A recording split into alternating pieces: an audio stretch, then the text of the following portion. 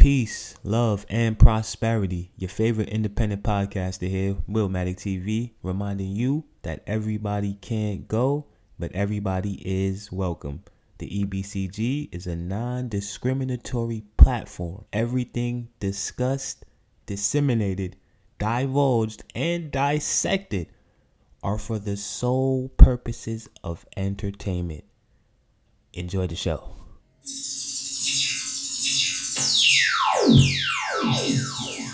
Willmatic TV. The answer to your question is, yeah, I took a long time on purpose. I could have dropped my album anytime. I'm fully loaded. I'm war ready at all times. Of course. I have so many records that in my drive, trust me, anybody act up, I'll let one go. Now listen, the reason why I took longer than I usually do, I did it on purpose. I'm tired of dinosaur shit. I'm tired of way people do rollouts and rules and regulations. I never followed a rule and regulation. The door has never been open for me to walk in my whole career. Why I'm going to follow any type of protocol? I've never was accepted like that. I was determined, passionately ripped doors down, took the hinges off, and put the hinges in the fuckboys' hands when they try to stop DJ Khaled. So what I did was I put out more hit records. And boom, 2 ads at one time, 2 number 1 across the country at one time. And then I tell them the album is coming out. They excited. They ready to hear the body of work. What I'm trying to tell you is, what you want me to do? Drop a single and promote the album for 6 months with a date and drain out and do 100 interviews, and then when the album come out, you're bored? I ain't trying to do that, man. It's called excitement, and that's what the people want, is excitement. And I care about the listeners, the fans, the supporters. I'm grateful. I understand why I'm here. I'm here because of them. I'm rich because of them. I'm on Hot 97 because of them. Remember that. Another one. Jay-Z got a special way of dropping his music. Drake got a special way of dropping his music. Rose, we all do. Everybody has a way, and I think music is a feeling. You wake up in the morning, sometimes you change the rollout that you plan. I know I have. You know what I'm saying? I was going to drop my album last year at this time. I stopped myself like, nah, that's the trick. That's what I'm supposed to do of the industry rules.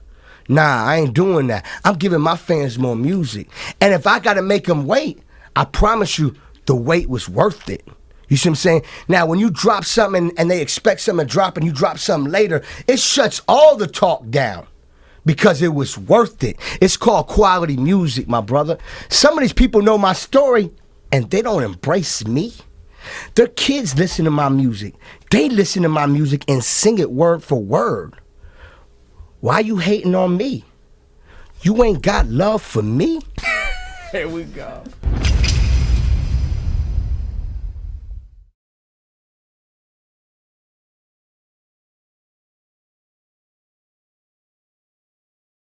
Turn my motherfucking microphone up. I need it all the way to the top. New episode about to drop. Hold up. Y'all know it. What's up? We going up. Don't pay me no mind, man. Pre-pod shit. You know what I'm saying? This is where we basically try to figure out, clear our thoughts, get ourselves prepared mentally for this audio journey. Pardon me.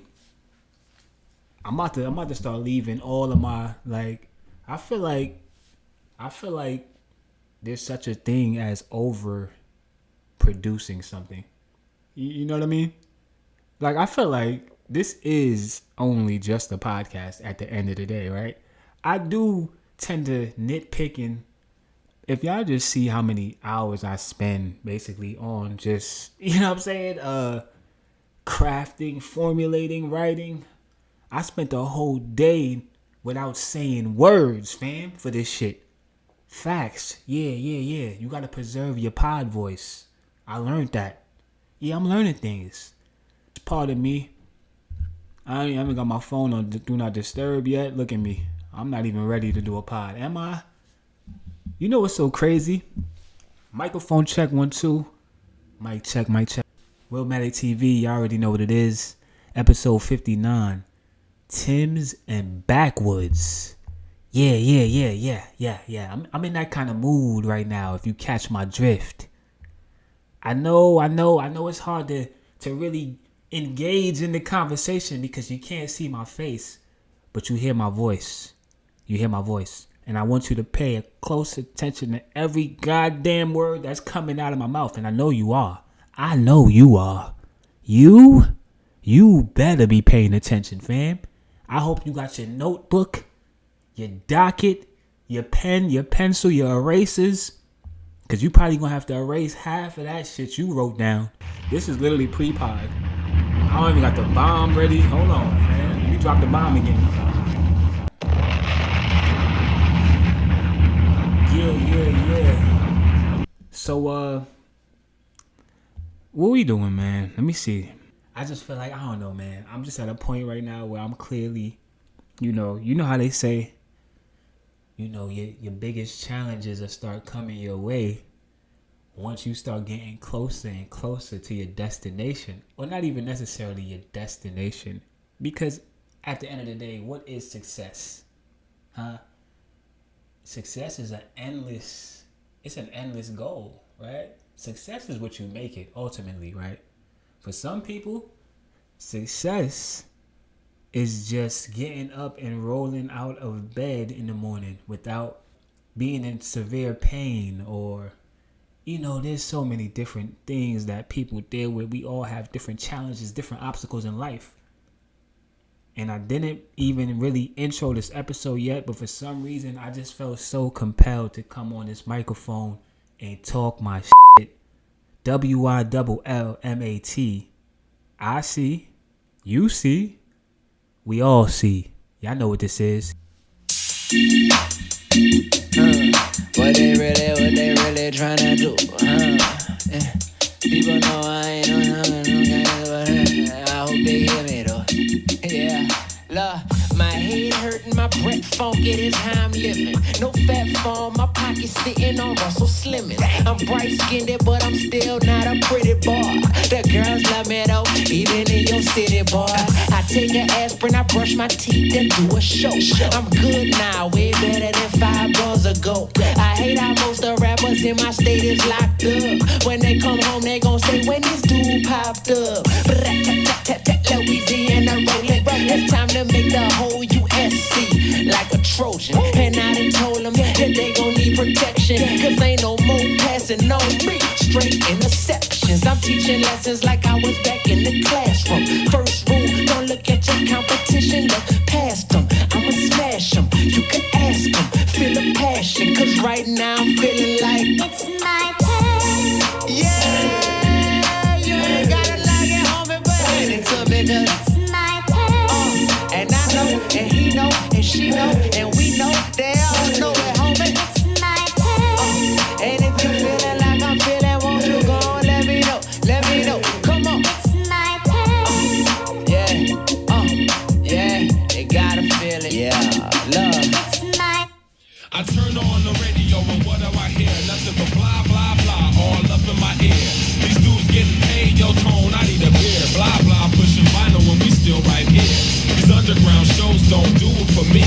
We underground pro can't go gimmicky. Catch me on the block, hustling my CD. Get the whole world knowing about the frequency. Blah, blah, they call this, blah, blah, they stay home. Blah, blah, they ice wrist, they need to buy clothes. The beat I'm hearing is irrelevant.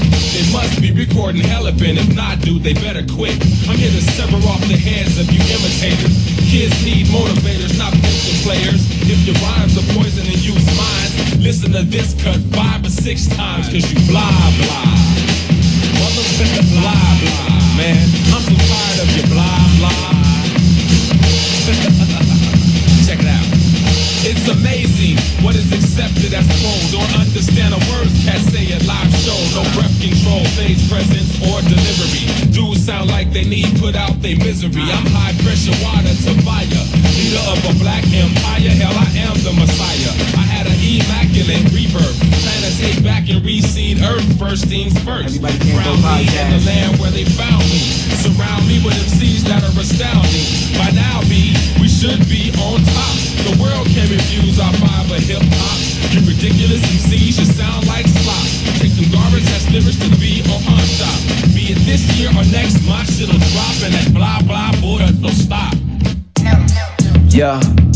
Hey yo, I see through niggas and everything they pretend to be. Walk in the room, the energies get finicky. Almost like they saw me once but felt 10 of me. Every time they called me brother, it felt industry. Scientifically, we diametrically enemies. That's why I can't blow up with them. No chemistry, your vision be of this realm and three-dimensional. My vision too excel for me to mention you.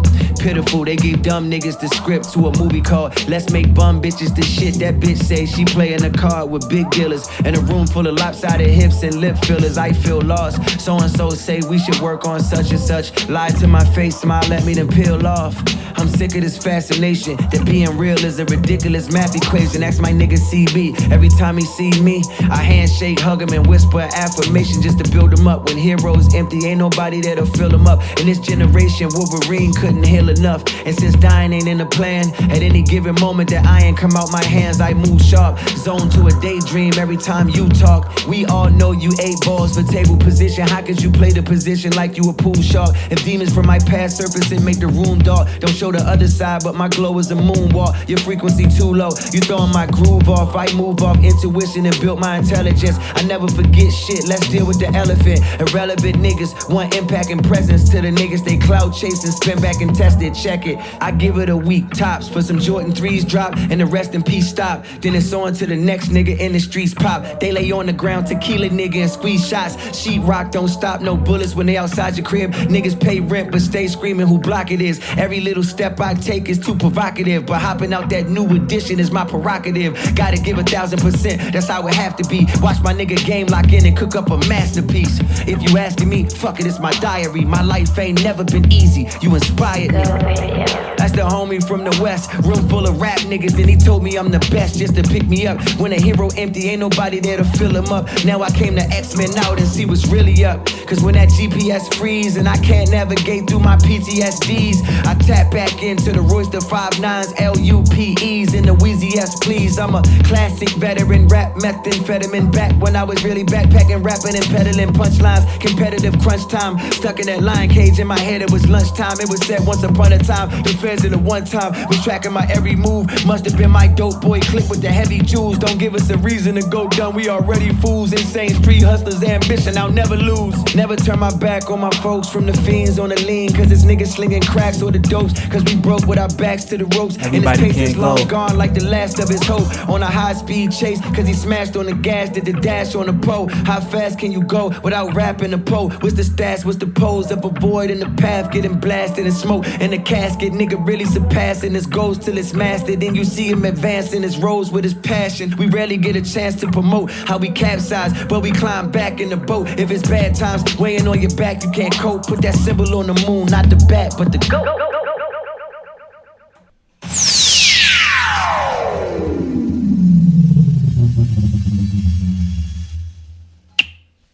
WILLMATICTV. Back again with another episode of the Everybody Can't Go podcast. Appreciate you all for tuning in as usual. And I know, obviously, I touched on this during the pre-pod, which I'm not even really sure. I don't even remember what I said during that pre-pod. Let me just go ahead and just take this time to apologize in advance, fam. Yeah. High energy, high vibrations, and salutations. This is the Everybody Can't Go podcast. I am your host, Willmatic TV. But y'all probably already know that by now. Yeah, I'm gonna start doing that going forward, You know what I'm saying? Just hitting y'all with 3 tracks, 2 or 3, maybe 1, just depending on my energy, my temperament, how I'm feeling, you know what I'm saying, where I want to go. Because every episode is different, so it's kind of like, before I turn the microphone on, I wasn't sure what I was going to say. I don't even have a document in front of me. Episode 59, Timbs and Backwoods.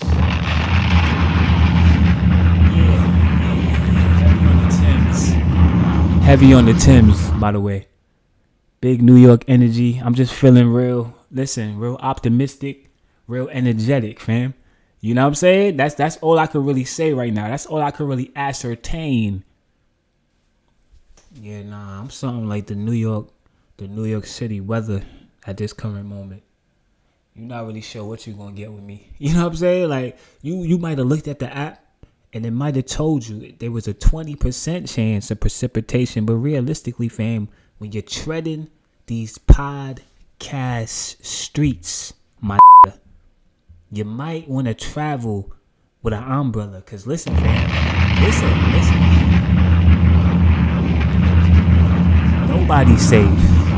Nobody's safe. Anybody could get wet when it's raining.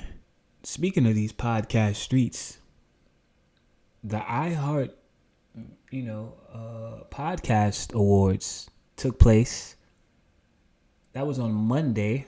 I wasn't able to tune in.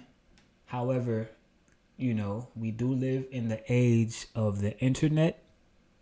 So I'm pretty sure I'll be able to watch this some way or the other, right? Yeah, it's on YouTube. I will be tuned in because, I do feel like as a podcaster, pardon me, I hit the mic. I do that sometimes. I get excited. Let me back up a little bit. Hold on. Too close to the mic, fam. As a podcaster, why am I losing my voice? As a podcaster, I do feel like it is important for, we have to kind of support each other at the end of the day, realistically, I feel like for as long as podcasts have been around. Now, personally, as far as me, Willmatic TV, when it come to this podcast shit, this thing that we call podcasting. Now, y'all know I've been doing this since I was 8, 9 years old, right? Literally, I might have been 7. Low key, I might be downplaying my podcasting debut and shit. I could have really been 5, low key. But we gonna just add the 2 more. We just gonna say 8, right? For the sake of the documentary, fam. Because realistically, fam, they gonna be looking at me. I'm gonna sound like Cat Williams if I go sit down on Club Shay Shay and tell him that I started podcasting at 5, right? They're not gonna believe me. But the reality of the situation is, I've been doing this for a long time. This ain't really nothing new to me. You know what I'm saying? Now, what I will say is, the iHeart Podcast Awards 2024, that definitely opened up my eyes to, well, realistically, the fact that, I don't know, what am I really trying to say here? A lot of y'all don't really know what y'all doing on this microphone, fam. And realistically, I hate to be that guy right now, because it's going to sound like, what they going to say? Oh, that's hate. Oh, that's hate, fam. Why? If you listen to what I'm doing, and if you go back and you can clearly see that there's a catalog of me doing this, I really have no time to hate on what anybody else is doing. And to my point, we need to be more supportive of individuals who we see doing things similar to us, because at the end of the day, we're all in the same boat. Now, what I will say is this. I'm definitely losing my pod voice, but I'm not going to pause, and I'm not going to grab the water. I'm not going to do that. I'm not going to grab the essential water right now. I'm podding. We're going to pod through it. I'm a veteran. I've been here before. I know how to pivot. I know how to deal with this situation. I've been here many times before. I tread these podcast streets very, very diligently. Let me drink some water. Pause. Pardon me. It's so tough, man. Like I said, I just jumped back in the, you know what I mean? I just came in the crib and all that. I've been running around the goddamn city. Really been up since like 4 a.m. No kizzy. You know what I'm saying? Listen, man, the marathon, it's not a destination. It's a journey, right? And I just feel like what I don't want to do as a podcaster, right? Because that's that is what I am. I am a podcaster. I am one of the best podcasters out, quite frankly. I mean, in my humble opinion, right? Obviously. Now, I do feel like I am one of the best out, right? And I'm only saying that just for the simple fact that I just feel like, I don't know, man. Joe Budden about to retire. You know what I'm saying? Gillian Wallow. How long we gonna sit and watch Gillian Wallow joke about prison and shit, man? Like, how many years, dude? Like, I just feel like the window is closing for a lot of these guys. I am one of the illest out. I am. That's just the reality of the situation, fam. I mean, you're listening to the episode right now, aren't you? Ask yourself. Go ahead and hit rewind and start it over if you have to. And ask yourself. You might have to look in the mirror while you're asking yourself the question, fam. Is this what I really want? Is this what I really want? Do you really feel like this is what you want to do? Now, listen, hold on. I'm not saying I'm the bar for anybody. That's not what I'm saying. I'm not saying I'm the bar. I'm not saying that you should sit back and watch what I'm doing. Or realistically, not watch, because this is not, this is a podcast. I feel like there's a misconception about podcasts being what I'm doing right now. Let's make no mistake about it, is a podcast, right?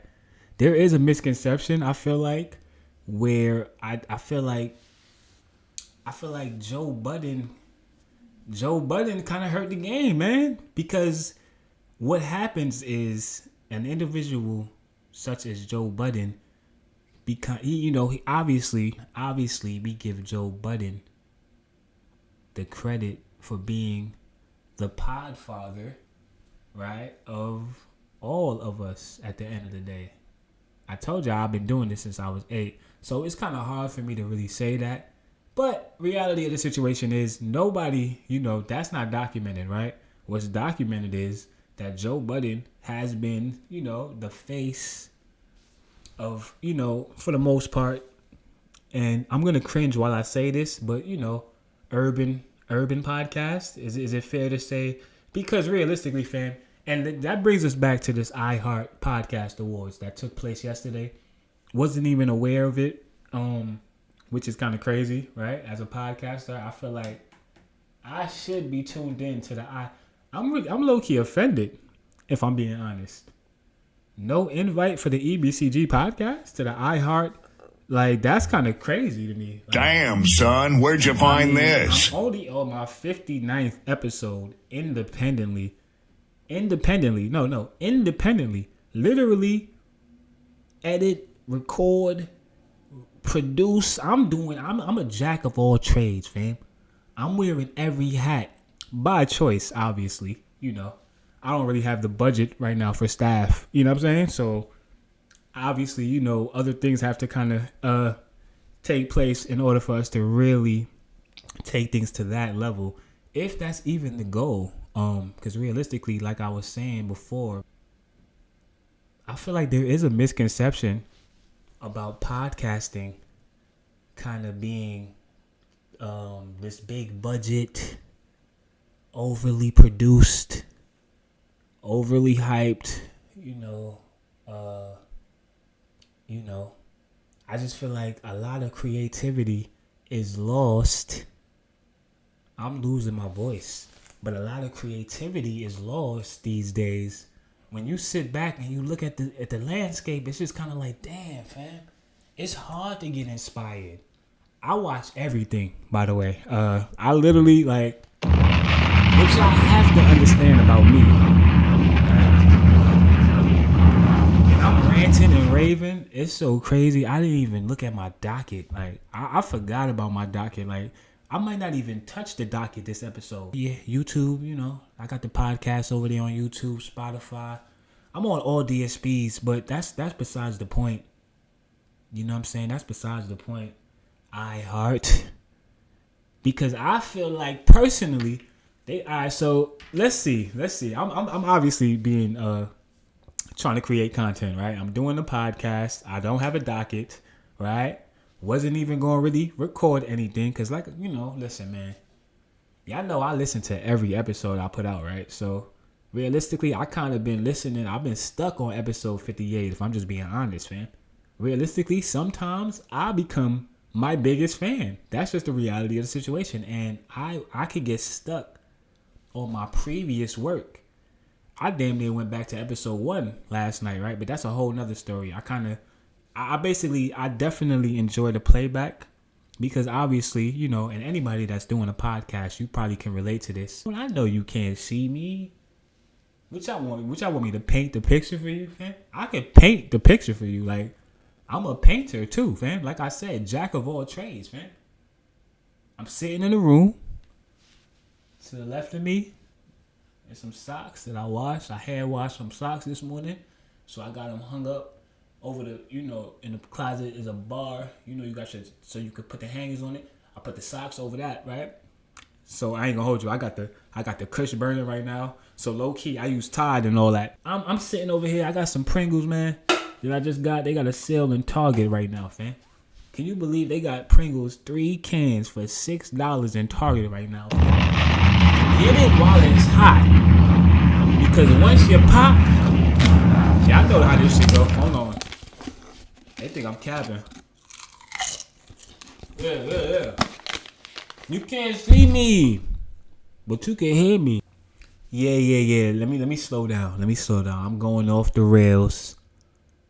Like that last episode I hit y'all with. Like I said, I was kind of stuck on that because I be having a hard time with, like, I need the content to breathe. You know what I'm saying? I need this shit to have life on the page and shit. And that's another thing, man. Niggas ain't y'all gonna stop coming up to me in the supermarket to tell me how dope my podcast is, huh? I had to unfollow like 30 niggas. I'm not even gonna hold you, fam. I'm on a whole different type of time, fam. If you not on what I'm on, fam, understand that I literally have no interest. I don't even want to see you, fam. Yeah. Unfollow, nigga. All 30 of y'all fam. Y'all gonna stop coming up to me on the street. Then you know what be killing me too? You see under a picture, y'all sitting here liking. It's certain I see under certain shit that it literally just be having my stomach turning, to be honest with you, fam. Like what are you on right now, fam? I was watching something the other day, and I'm so mad that I forgot what I was watching, but I go down the rabbit hole, you know what I'm saying, pretty often on YouTube. As I'm sure most of us do, right? We all can relate to that, right? You get on YouTube, you see something interesting. The suggestions at this point, we have to acknowledge the fact that they literally suggest shit to you on your YouTube that you're literally thinking now, fam. No. It's not even about it was getting crazy at a certain point when you would say certain things. You might be in the mid conversation, you might say something, Oreo cookies or something, and you talking to somebody, and then you'll look and you'll see that right there, and it's like, damn, this shit could really hear us. And that used to be like the big, like, wow, AI technology, we're really advanced now. They can hear what we're, fam. You can literally be thinking some shit now, and they're suggesting the shit that you're thinking, fam. And I know I'm not the only one that's experienced that. But obviously, you know, I'm not technophobic per se, but I'm just saying, man, like how, at what rate are, you know, these robots gonna start just basically completely outperforming us in every aspect of our lives? You know what I'm saying? To the point where it's gonna be RoboCop, all type of shit, man. I can see it so clearly. It's already that, realistically, fam. These cops don't even have emotions. They might as well be you know what I'm saying? RoboCops and shit. I digress. I completely digress. We on the iHeart Podcast Music Awards 2024. I'm low key, like, realistically, let's get to the shits, man. Cause I'm not even really sure. Like I said, you know, I didn't watch it. I definitely seen certain highlights of it or whatever the case may be. I'm aware of the fact that Charlemagne was hosting. New Heights podcast of the year. So salute to New Heights podcast for that win. That's a big win. If I was there, I might have pulled a Kanye, low key. Like, I know you got a dope podcast and all that, but I didn't realize Keke Palmer had a podcast. This is Keke Palmer, best comedy. Handsome, smartless, everybody can't go podcast. This is important winner. Why won't you date me? So I got some homework to do. It's basically all I really wanted to say about this. Because I'm not gonna hold you, fam. I was not aware of 89.9% of these, right? Best crime. And obviously, when you're doing your own podcast, it's kind of hard to really keep up with what everybody else is doing, right? I mean, and for me personally, like I said, once again, I'm pretty sure that a majority of these individuals on this categories page have a team and a staff that work day and night to basically put the whole production together. Because like I said, there's a difference between podcast, right?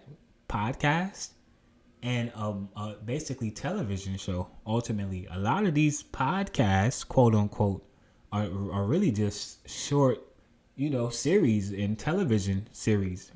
I do feel like Joe Budden made it harder. You know what I'm saying? He basically set the standard, right? And he kind of raised the bar to where it's kind of like, fam, if you not showing up like this, if your fucking cameras ain't 360, they got everything. They got the whole. It's a production set, is what I'm saying, right? Now that's not necessarily needed to do a podcast. I mean, it definitely helps aesthetically. Obviously, people have shorter attention spans. So, yeah. If you actually want to be seen, right? Because obviously, listen, a lot of people, we all have different wants and needs, don't we? And yeah, I'm pretty sure that there's a large group of people who probably can't just sit in a room in front of a microphone and just have a conversation and talk and create a dialogue, right? You might need that little visual to kind of help keep it more compelling. Yeah, absolutely. So lights, camera, action, yeah, that's cool. I've definitely, dabbled with different, ideas as far as like, 100%. Once I build my studio, you're gonna get visuals, right? There's no question. Once I actually build my studio, because I am actually trying to build my studio. I mean, yeah. I know there's all these apps and stuff out there that I could easily go grab an app or something, come out of pocket, you know what I'm saying? Go to the safe, which I want me to get a little visual app or something, fam. I'm not doing that. Why am I taking shortcuts to something that I know for a fact, if I actually put the time and the effort and the passion for the craft, right? As long as that stays prevalent, as long as I keep that, I know I'm going to get to my end goal. And ultimately, what I'm actually going to do, right, is we're going to build a studio, fam. Absolutely. The E.B.C.G studio, 100% will, be in the cement before it's all said and done. Now, that's the goal. That's the plan. I could sit here and tell y'all my goals and my plans all day. But realistically, fam, if I sat on this microphone and just told y'all about everything I was trying to do, I probably wouldn't have enough time to actually get it done, right? So with that being said, no, I'm not getting ready to announce my retirement. You got nervous. I know you did. Like, what's getting ready to happen? That felt like the Kendrick moment at the end of Mr. Morale when Mirror came on and shit. You heard them lyrics? I mean, I did. I ain't gonna hold you, fam. I looked in the mirror, fam. Like, hold on, what we doing, Kendrick? He started talking about he choose me, he's sorry, and it sounded like, you know what I mean? Like we wasn't gonna get another To Pimp a Butterfly or nothing for real after that. We got the Chanel ad in anyway. you know, salute to Kendrick. You know what I'm saying? TDE. We gonna get into some. I guess we could get into some music talk later on. I'm not gonna hold y'all, man. If I'm just keeping it all the way 1,000 with you, like I really just wanted to come on here and talk so y'all could hear my voice. Like realistically, fam, it's been too long. I know it's been. March 3rd was my last episode, official episode. So that's 9 days right there. See, usually I spend the block in 6 days. I've kind of figured out a nice formula and a way to kind of get it so where I could put it out, you know. I kind of basically had my day and my slot, and that was kind of working for me, basically. Like I said, I had to do a little bit of running around, so that kind of got moved or whatever the case may be. But you know, I had to basically make sure I found the time to get y'all the news and what's happening on the blogosphere. Because at the end of the day, fam, like I said, I've been tuned in and I've been watching you podcasters out there, fam. No, I'm not talking about Gillian Wallow. Salute to them. I'm not talking about Club Shay Shay. We know what he's doing. We know what the big podcasts are doing. We know what they doing. You know what I'm saying? They got a bag. Yeah. They supposed to be killing shit. And I do feel like we can't necessarily, you can't let the bright lights fool you at the end of the day, fam. Cause like I said, I'm just being honest, fam. I do feel like a lot of the lights, the cameras, the action, when it comes to podcasting specifically podcasting, right? If you notice, fam, the best podcasts, they usually don't need none of that shit, fam. Like, I'm just saying, if you're compelling enough and if you can actually engage the viewer enough, I'm sure I could go and what you gonna go pander to a bunch of random people on the internet, fam, and then say, it's quid pro quo out here for the likes. You know what I'm saying? They doing motherfucking, I don't know what they doing, fam. They got packs and shit. It's contracts, my nigga. Blue checks everywhere, fam. I might need to get a blue check on Friday when I get my paycheck, fam. Get my paycheck to get a blue check. Huh? Is that what we need? Is that how you get your content to get very... I'm not with none of this weird shit, fam. This is the best podcast in the game, fam. Independent. Let's be clear. Independently. Right. That means I'm doing everything on my own.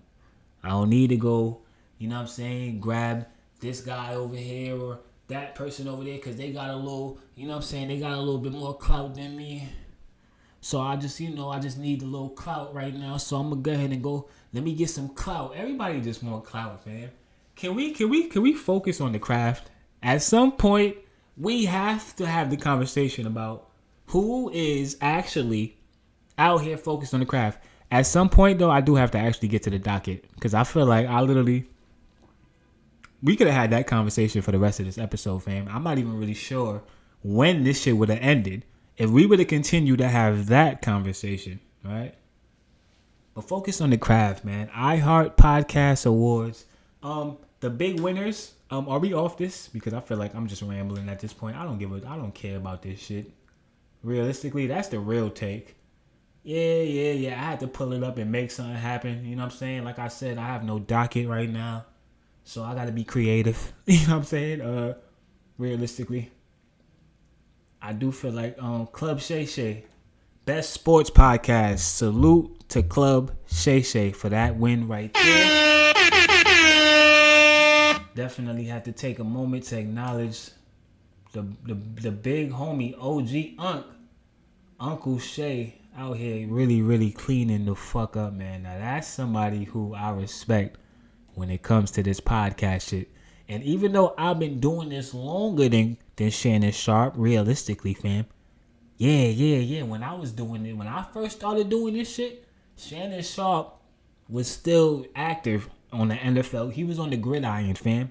Running, snow plowing niggas to get a touchdown, fam. Before that was even a thought. So realistically, what I'm saying is I'm low key Shannon Sharp big homie for real. If y'all really wanna have the conversation. At this point, I'm just rambling. I am not Shannon Sharp's big homie. Salute to Shannon Sharp once again. What was the most recent What was I just watching on there? Oh yeah, Steve Stout interview. Absolutely brilliant. Absolutely brilliant. Those are the ones that you really appreciate, you know. Yeah. I would highly recommend, you know, anybody that's into, you know, yeah, Steve Stout and Shannon Sharp, Club Shay Shay, that interview was absolutely amazing. They basically, you know, and that, you see, now those are, you know, that type of shit would inspire me to want to go visual right there. When I see how you can kind of take a conversation with an individual, and I mean they went to Queensbridge. Come on, man. He had Shannon Sharp in the bridge. Come on, man. That's crazy. The bridge, the bridge. Yeah. There, fam. Shannon Sharp. No green sweatsuit, fortunately, right? He changed from out of that outfit, right? He got that shit out of here, right? Which at this point I do feel like low key he might have been trolling with that. Yeah. I watched it back a couple times. Like he came out, he did an arm point that was just like, fam, why would you even? The shade of green was crazy. It was really the shade. If y'all really want to know what took that to another level, it was that shade of green. That olive green, fam. And for it to be that, I don't know, man. It was just a weird moment, fam. But this podcast shit, though, is absolutely amazing. Yeah, Steve Stout interview was dope. I feel like there was something else I was watching interview related that I felt like I wanted to share. I be going down a rabbit hole. Like I said, the Steve Stout, absolutely, though, I would recommend. Yeah, and that's pretty much that, man. iHeart Music Awards. Salute to all of the winners. Lipstick on the Rim. Okay. Like I said, Best Beauty Podcast. Yeah, there's so many podcasts out here, man. There are so many podcasts out here, fam. So, realistically, fam, it's kind of like you're really just a teardrop in the ocean at the end of the day, fam. Now, personally, you might really be that. You might really be that. As far as me, come on, man. How long I've been doing this? Yeah. No, I have to absolutely hit you guys with this quote, right? So, I don't know what this show was or this interview was or whatever it was I was watching, but this individual quoted Pharrell Williams. I mean, this might be the quote of the goddamn year. Creativity without business is usually victimization. And business without creativity is a waste of fucking time.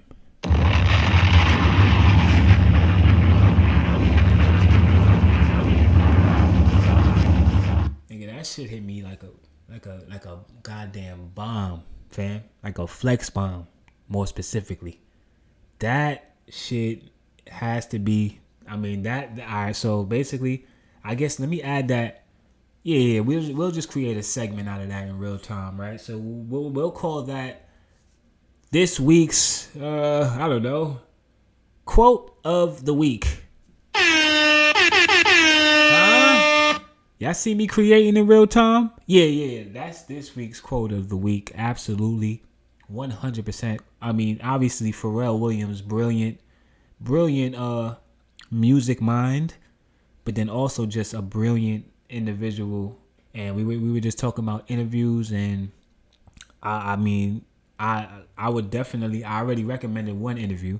Let me go ahead and give y'all another recommendation for homework purposes, right? Just if you want to get a little bit more knowledge, a little bit more information about the game and the industry and just what's going on and the ins and outs of things, right? Pertaining to the music industry, and just if you really just want to really see somebody's, musical genius on display, I mean, I would definitely recommend for the Pharrell Williams Howard Stern interview, which I don't feel like Howard Stern gets enough mention, quite frankly, right? As far as, I mean, obviously he ain't really doing the same, like it's not really the same content going on right now. I get it. He kind of basically, I could see how people would basically suggest that, he basically fell off, right? I was trying to find a political correct way to say it, because at the end of the day, I am a Howard Stern fan. Let's not get it mistaken or misconstrued. I honestly do feel like when it comes to interviewing, solely interviewing guests on a show, pound for pound, Howard Stern has to be, he might be the best to ever do it. And that's a bold statement because we had a lot of great ones to do it. You got Larry King, you know what I'm saying? You got Phil Donahue, who was another one of them, by the way. Definitely, from time to time, I'll go back into those archives as well, fam. What I'm saying is this. I could sit here for days and basically boast and brag about how I'm a student of the game and I basically paid my goddamn dues. What I'm saying is this, though. That Pharrell Williams Howard Stern interview, though, genius, right? Cat Williams was on Howard Stern as well, and I feel like a lot of people would be more. I feel like a lot of people should go back and watch those Cat Williams ones as well, right? Because Cat Williams really has truly been doing this. You know what I'm saying? Since he got into the game, right? He's always been basically kind of who he is, and every time he kind of gets on the microphone, it truly is a moment in time. That Pharrell quote, definitely amazing quote. All right. Enough of the goddamn small talk. This editing session. Now I'm gonna have to figure out what's today. 3/12. I'm saying, yeah. I mean, realistically, a little transparency. I could basically tell y'all what day I'm gonna drop. Cause y'all know my last episode, the bonus episode, which, off the rails, which is just basically, I never really did that before, and realistically, I might not ever do that again. You know what I'm saying? Like, fam, I'm dropping content, nobody even hitting like on the IG. Word, that's how y'all feel? I know y'all watching though, cause realistically, there's a little thing on the Instagram right in the top corner. I mean, the way I got my page set up, you could it's called Insights. And what Insights does is it kind of basically shows you exactly who's watching, right? Or not exactly who's watching, but basically, it basically gives you a lot of insight on the numbers, right? But I'm not a numbers guy. You have to look at the numbers at some point, though. Like, I have to gauge my demo, right? Hold on, where we at right now? Last time I inquired, I'm lying, like, I ain't just look at this shit 5 minutes ago, fam. Ireland, come on. United States, Canada, Ireland, Rwanda. So I'm cooking out here, fam. Let's be clear. Like, I got fans in Rwanda, fam. How many people can say that they have fans? Let me not ever be that guy, though. I don't want any fans, man. That's not even really the goal, for real. And that's exactly what I'm saying. That's what I'm saying. Like, you fuck around and lose sight of what you trying to do. Bow down and pay homage. Bow down and pay homage, fam. When you see somebody out here doing something that you're trying to do, and they're doing it better. I mean, that's just the reality of the situation, fam. I don't want to elaborate on this point anymore. I feel like this message will be received, and I don't really want to go any further than this. I don't.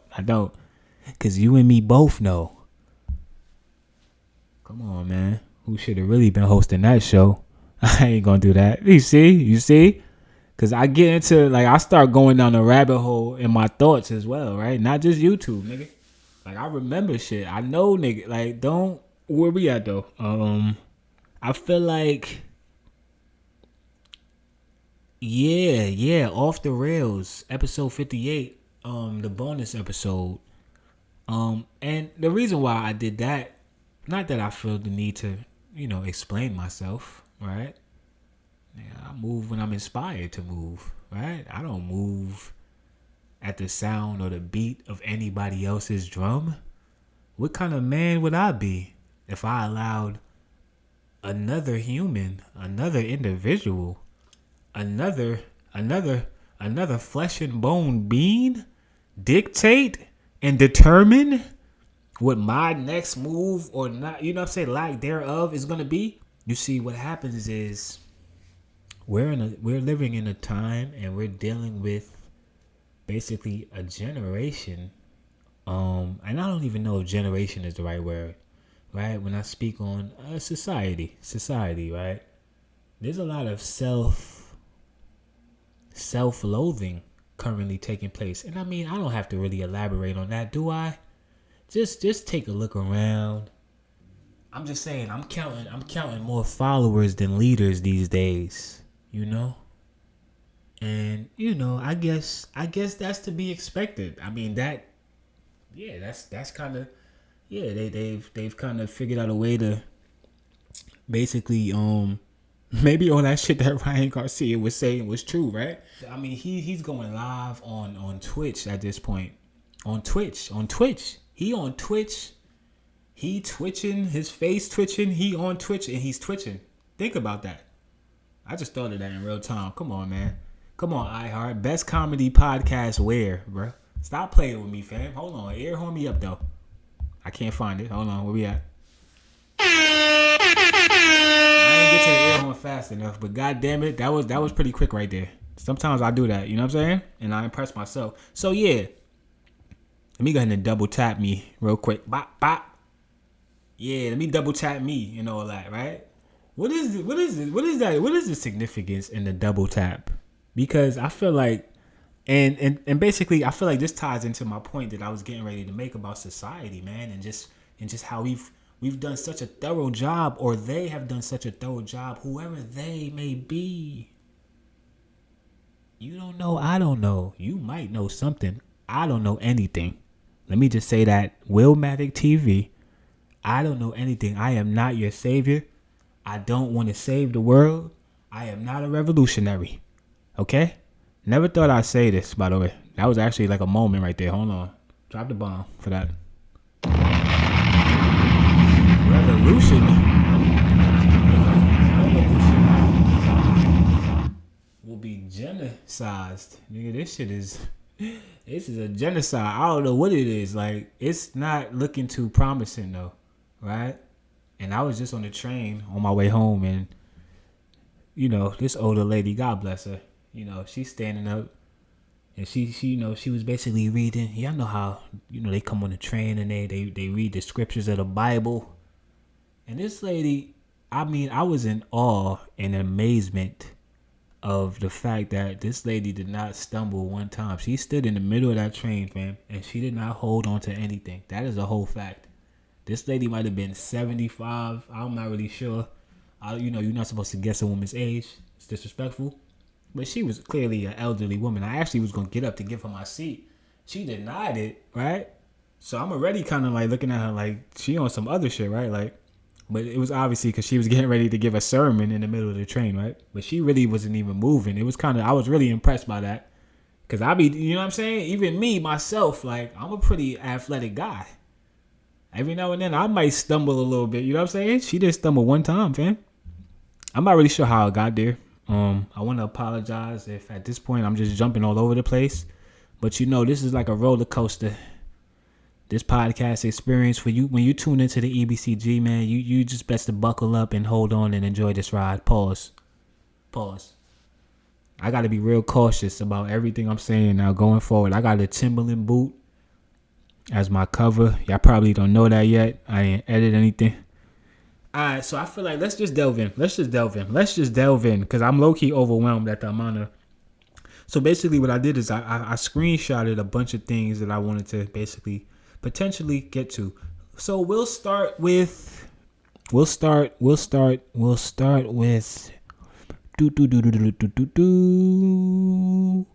Boss. Def Jam's first female rapper unfortunately has passed away.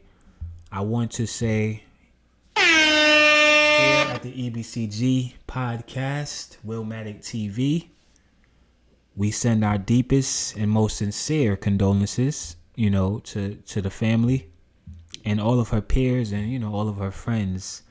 I was not, you know, so familiar with, you know, her as an artist. You know, I'm aware of the fact that she was a Detroit legend and a staple in the city of Detroit, right? And I just feel like anytime I'm looking at this picture of her right now too, and she definitely got the Carhartt, You know what I'm saying? She was on her Carhartt shit heavy. And I know that's like a Detroit thing. That's like their signature and all that. But I would imagine that her being a pioneer in music, I would just assume, based on what I'm seeing in this picture, more than likely she was a pioneer in fashion as well, right? So, and she just looked mad cool in this pic. She got the shades on. I might need to brush up. As a matter of fact, what I will do, and they might flag me for this. I don't care though. I got fans in Rwanda.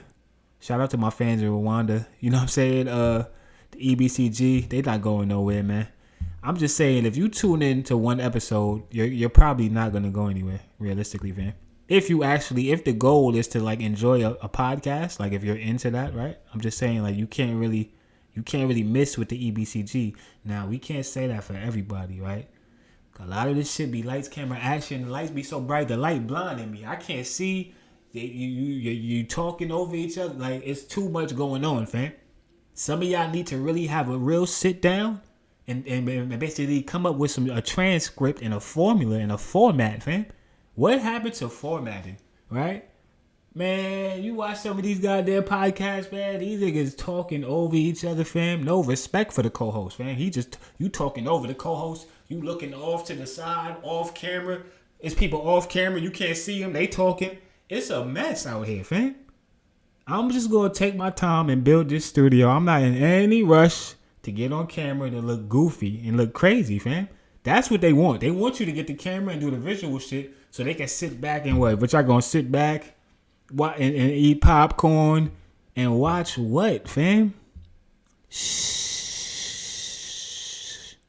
Listen. That's the problem. Everybody want to watch something, fam. Nobody want to listen anymore, fam. They ruined podcasts. I might be the only one left out here. Am I the only one like actually doing a podcast right now?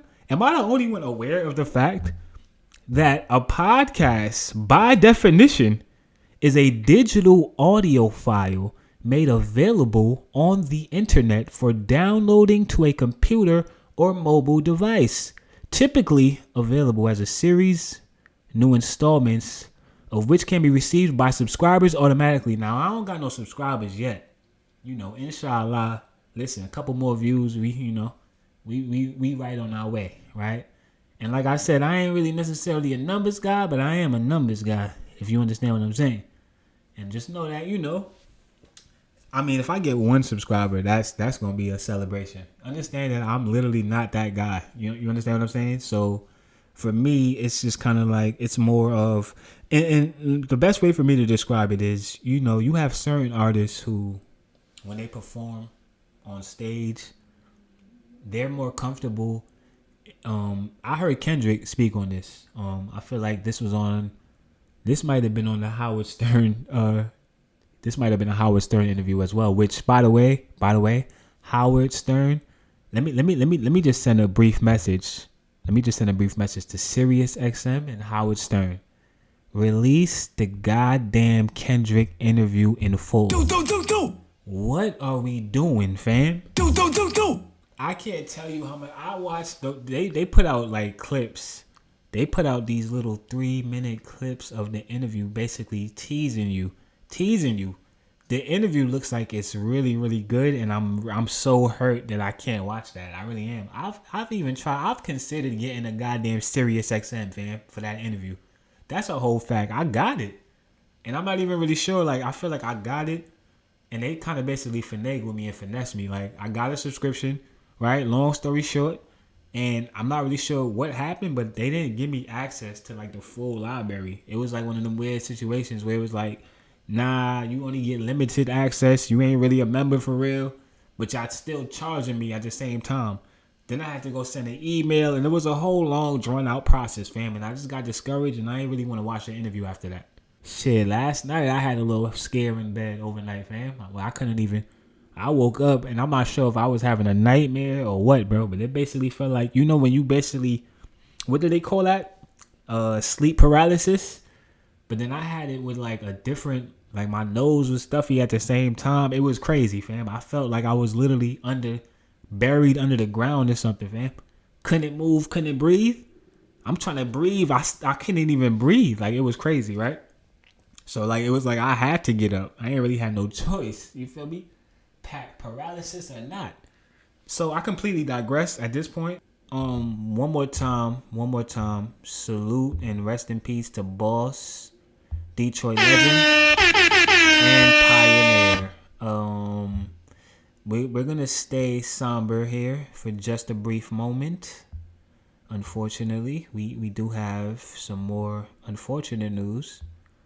About Dragon Ball Z creator Akira Toriyama passed away at the age of 68 years old. So, this is the thing, right? That's irrelevant though, what I was getting ready to say, right? I'm not the biggest Dragon Ball Z guy, right? And obviously, I kind of see that, it was clearly a really, really popular, thing, right? And I was aware of, obviously we all know what Dragon Ball Z is, right? I've heard of it. And I've had a lot of friends who basically was really, really into it. What I'm saying is this. I just couldn't go. You know what I'm saying? Everybody can't go. I couldn't go. I just couldn't go. I tried to go, and I'm not sure what happened, man. I got lost along the way. I made a wrong turn. I'm not sure. I ended up somewhere else, man. I couldn't go. I just couldn't really. The cartoon thing for me is just like, it has to be a specific. I like my cartoons to really be cartoony, if that makes any sense, right? Once you start getting into the anime and people fighting each other, and it don't really feel like a cartoon anymore. This feels like real. Now this is like reality again, right? You bringing me back to some shit like I got trauma and shit, fam. I want to be able to watch a cartoon and really like feel like a kid again. Is what I'm saying, right? That's kind of the whole point.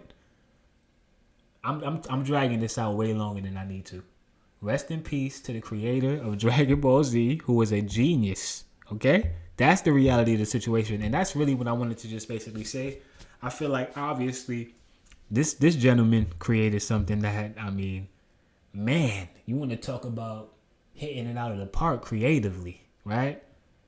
It was brilliant. It was brilliant, man. He captured so many people's imaginations. And obviously, like I said, although I wasn't the biggest fan of the show per se, I'm a different cat though, man. So like me even saying that, you can't even really take that with a grain of salt, right? You got to just understand who I am as an individual, right? I'm on my own planet, right? So yeah, I'm weird like that when it comes to shit like certain shit that's supposed to be popular, right? I'm never with none of that. I was never that guy. I was that guy though. I was for a brief moment. But what I'm saying is I had to look in that mirror, fam, and figure out who I really was. And I realized really quickly I wasn't that guy. I'm not really with the fad. You understand what I'm saying? And I do feel like a lot of those people, and if I'm just being honest, I feel like you had a lot of people who genuinely were fans of it, but then you had those certain individuals who we all know and we're all aware of, who are just gonna follow what somebody else is doing, fam, because you don't have your own, creativity. You lost your creativity all of a sudden? The cat got your tongue, fam? Why you not creating? Where you at? You sitting here, you following what somebody else doing, you need somebody else to inspire you? You're not inspiring anything. You're not inspiring anything. As a matter of fact, you're not even inspiring you anymore. It's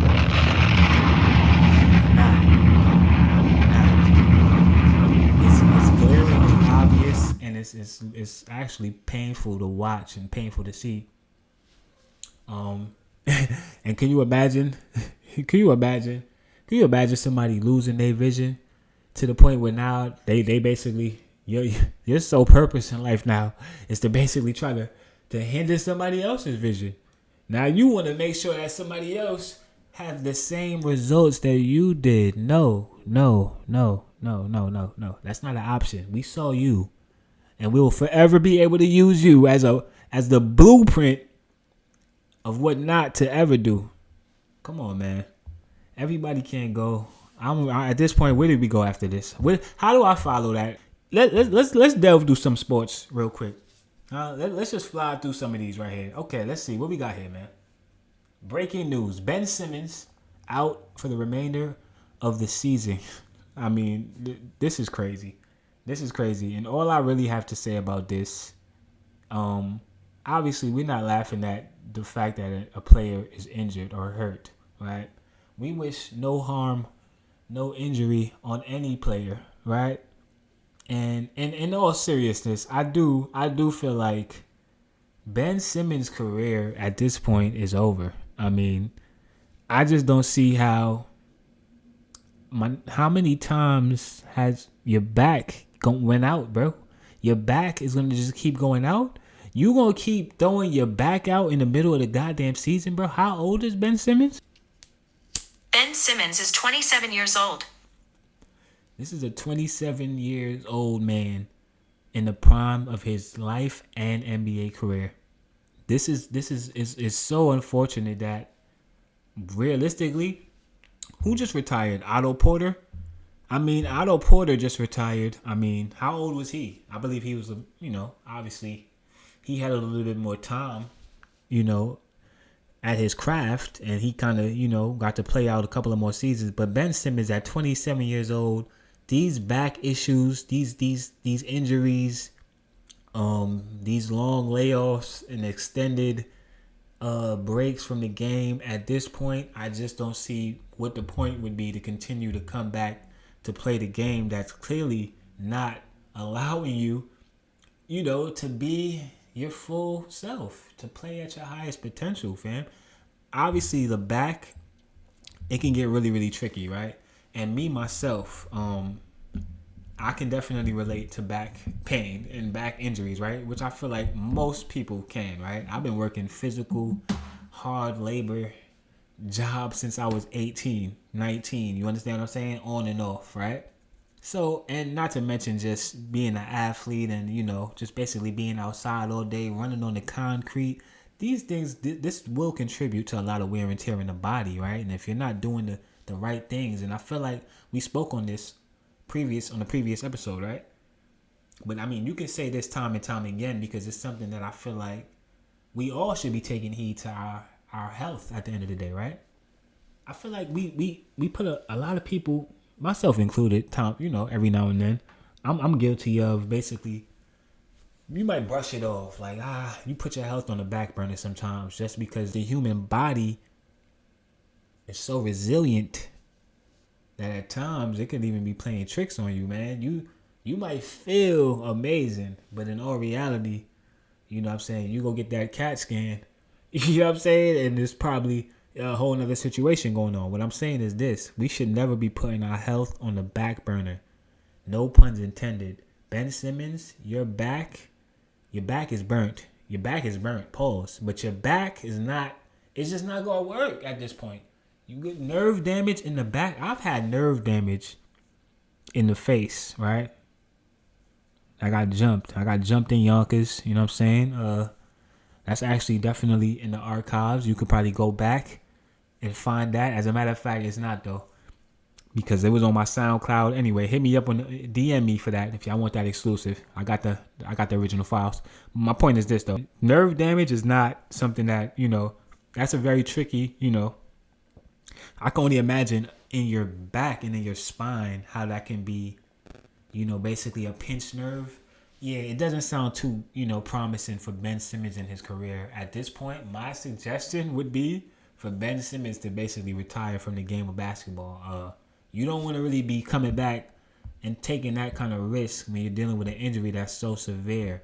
We're going to keep it in that same breath and in that same vein because this player right here knows a thing or two about injuries. This player I'm talking about right now is Lonzo Ball, who has officially been medically cleared for advanced basketball opportunities. I'm going to absolutely hit an air horn for Lonzo Ball because I'm not going to hold you, fam.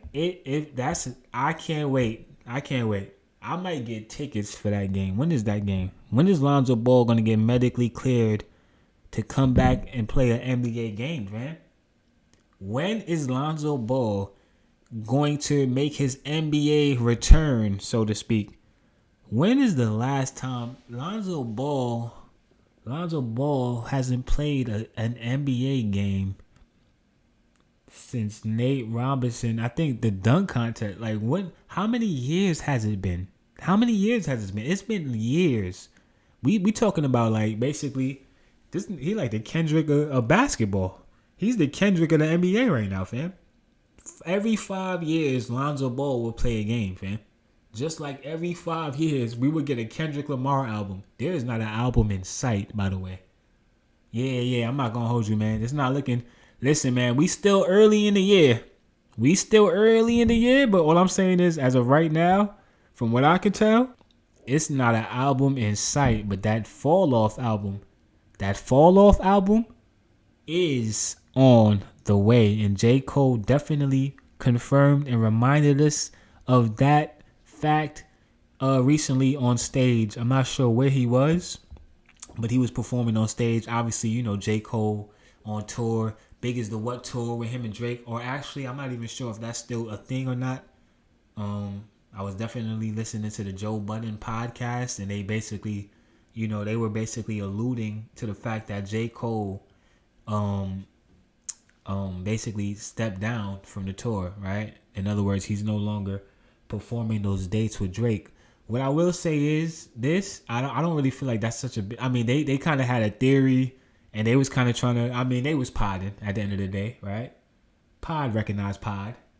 I see what they was doing, right? You kind of got to make it interesting, but in all reality, though, I don't think that there's any animosity between J. Cole and Drake. How could there be? Realistically, like if it's gonna be two individuals who won't have tension with each other, I just feel like their personalities are basically so similar that, yeah, I don't see how they can really have an issue.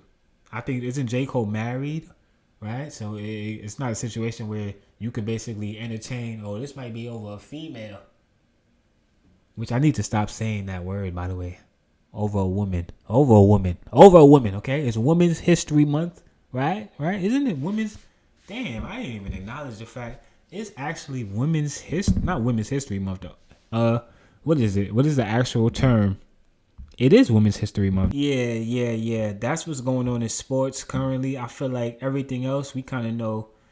I definitely seen that Wemby highlight of him getting posterized. And I just feel like, I mean, that's gonna happen at some point, right? Like we can't really expect. And then realistically, if you really look, I seen the close up. They zoomed in. They slowed it down.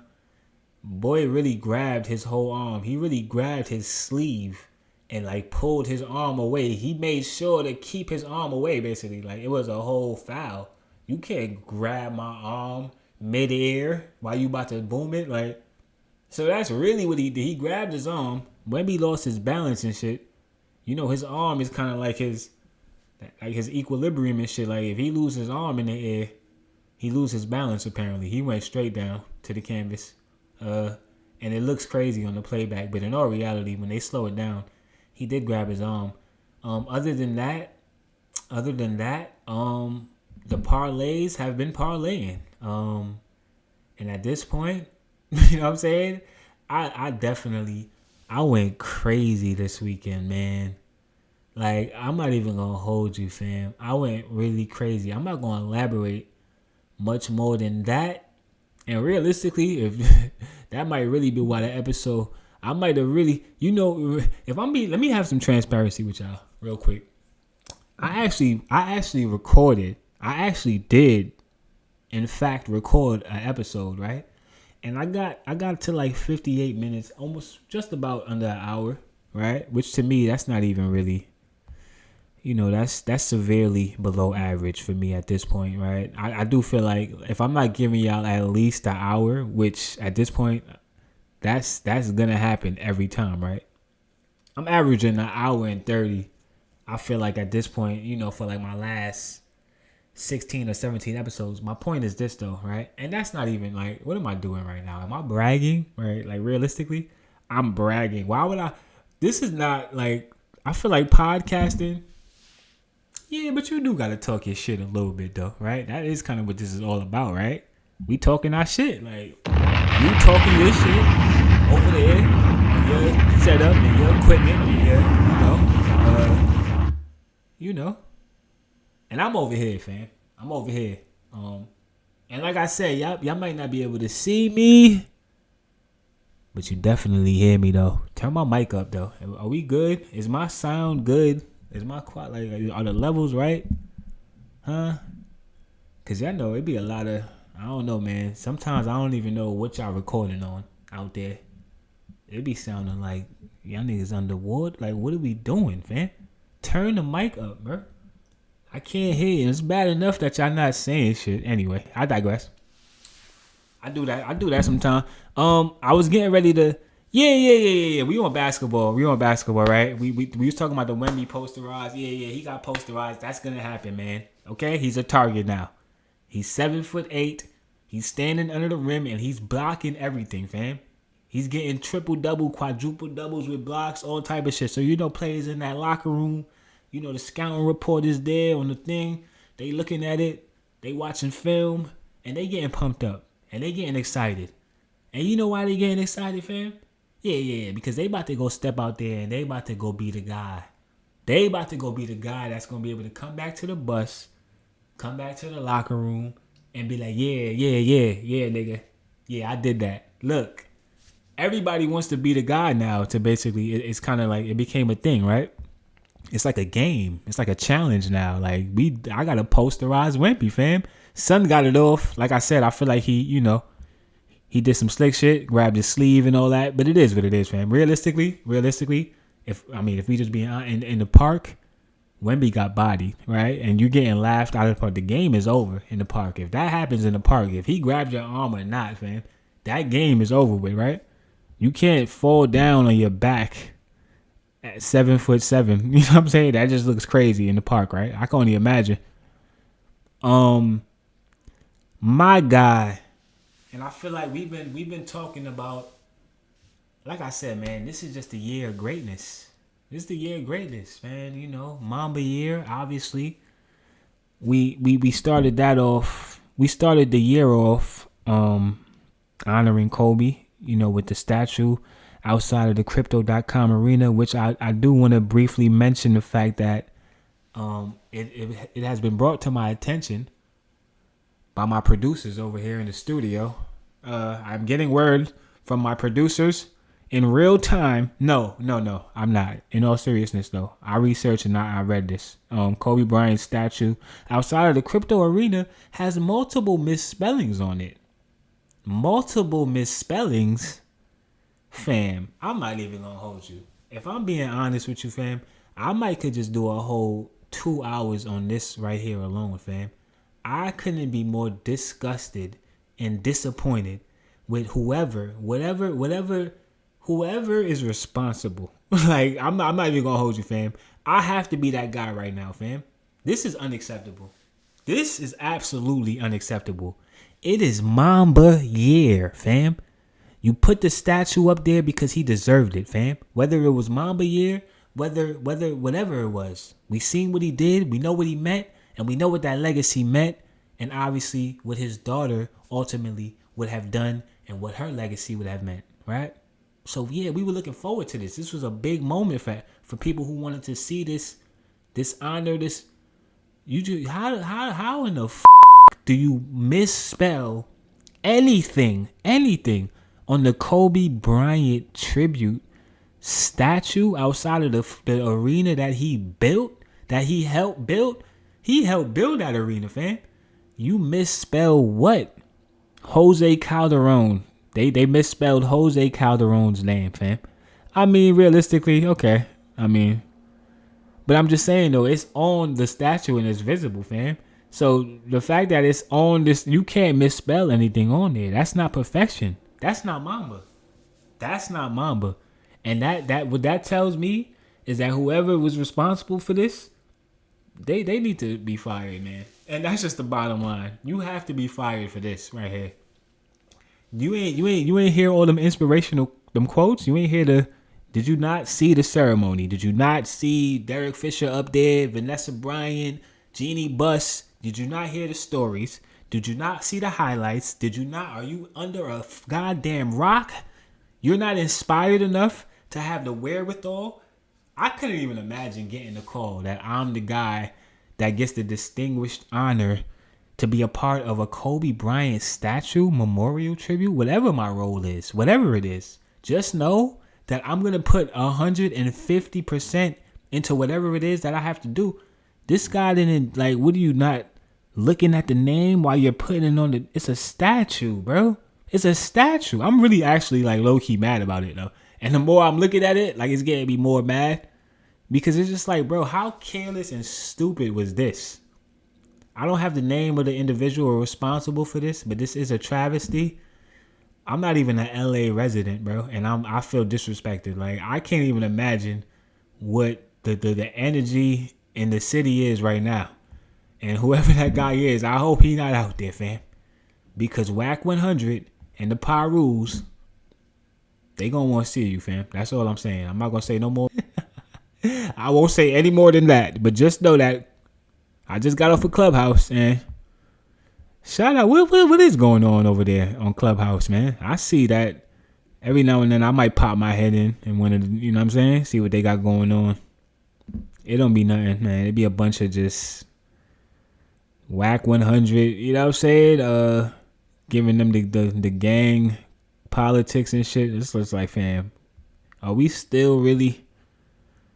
And then look, now X Spaces, they kind of basically mimicked low key. They low key. I see what they did. Elon Musk, you're not low. I see what you did over there. They low key put Clubhouse on Twitter now, fam. Like, that's really what they did. Clubhouse is now on Twitter, by the way. If you were wondering, yeah. You can now go on Twitter, Spaces, X. I'm not really even sure if it's one of those or all three of those combined, fam. But just know that if you go on X right now, the Twitter app, formerly known as Twitter, you can literally have a whole audio panel. You can do a podcast in its original format, a real podcast. Like, you can actually do a real podcast with several hosts. Which I do feel like I said, I will explore that at some point. I'm just not really in a rush to just have a bunch of people, you know what I'm saying, in my face. Not right now. I got some things I need to sort out with me, you know what I'm saying, mentally, financially, spiritually. I just can't have every and anybody around me, right? Even if we on an app or not. Now, realistically though, I do want to, I might get on Spaces tonight, fam. Tune in live, 11 p.m. Y'all know the vibes. Y'all know what I do. You know what I'm saying? I ain't new to this. I'm true to this. I might do that, though, at some point, though. Just randomly, spontaneously. Listen, sometimes I like to just be spontaneous with it. No promo, no nothing, fam. It's like a Beyonce surprise album. I'll just jump up on there, and we'll just have a conversation, right? We'll just see what's going on. You know, see what the conversation, see what the energy is. Low-key, I have more, like, my following on X is low-key, like, my strongest social media presence. I might need to really, like I said, I might need to really explore that. And I'm not really into the apps, realistically. Like I said, I'm really just posting. I literally post so much of my content at this point that they basically treat me like I'm an AI. You know what I'm saying? Like, it is not humanly possible for this individual to be pumping out this much creativity, because you know they probably scan, they listening. Listen, fam, if they listening to our goddamn conversations to make suggestions on our timeline or where we should go buy our goddamn dinner, I'm sure they listening to the Everybody Can't Go podcast, fam. The Philadelphia 76ers are set to unveil an Allen Iverson statue on the 76ers Legends Walk, which, you know, I mean, I couldn't be prouder, man. I'm literally smiling right now from ear to ear. It's just one of those things. It's just one of those things. You know how you got certain people who you kind of basically just vicariously live through, basically.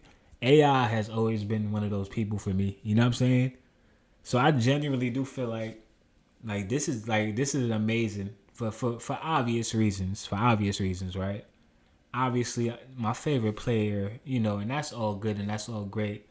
But I mean, realistically, fam, we just gotta really just give our legends their flowers while we still have them. You know what I'm saying? And that's really just all it comes down to for me. So anytime I see any accolade that Allen Iverson, whether it's something that he's achieving on his own or something that he's receiving, just getting his flowers, and then he like to give flowers as well, right? AI is a very, very humble, individual.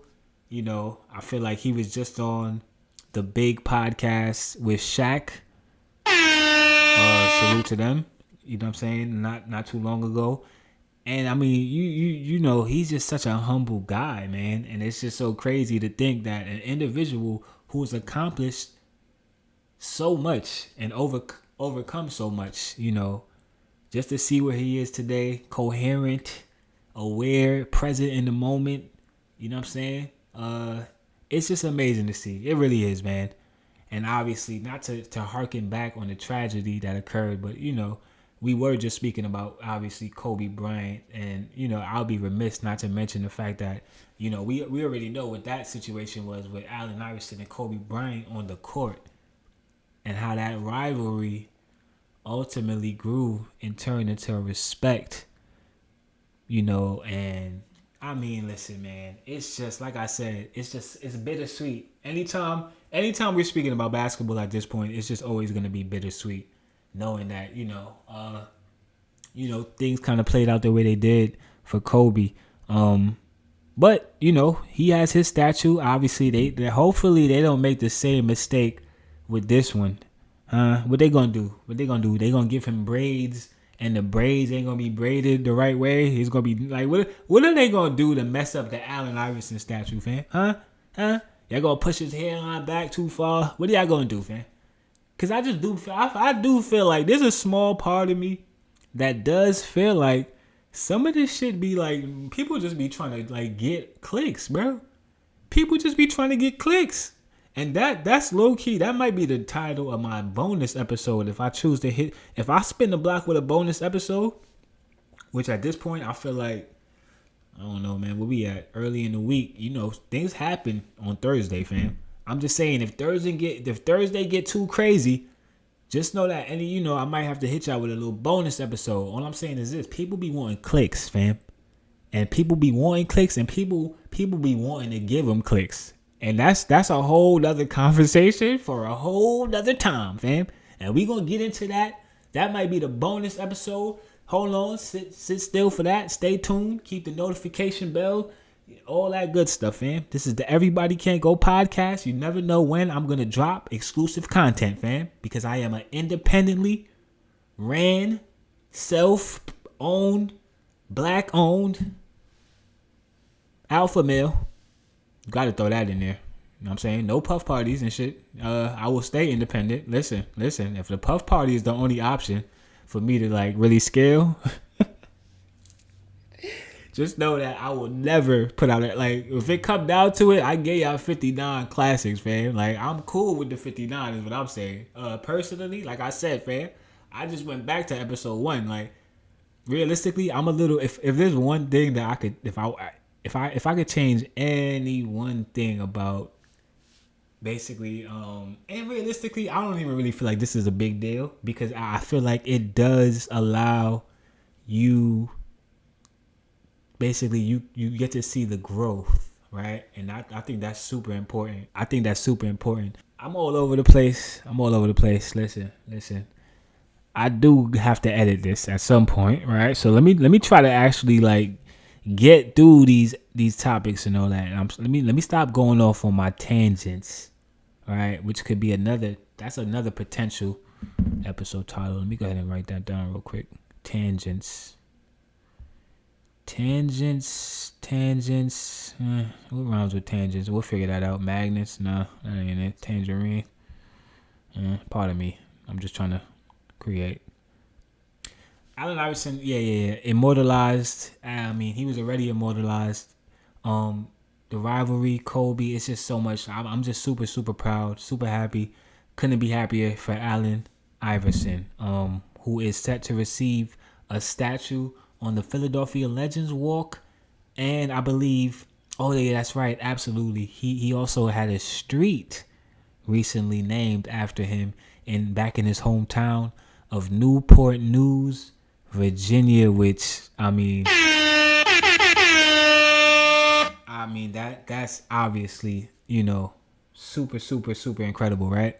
So now you're immortalized. Like, think about that. Think about that. This is the area that I grew up in. This is where I made my bones. This is where I basically, you know what I'm saying? I got my pants dirty. I rolled around in the dirt out here, and now to kind of come back and see your name up on that is I can only imagine what that might feel like, right? For one Allen Iverson who, is continuing to just basically show us what it looks like to age gracefully, ultimately, right?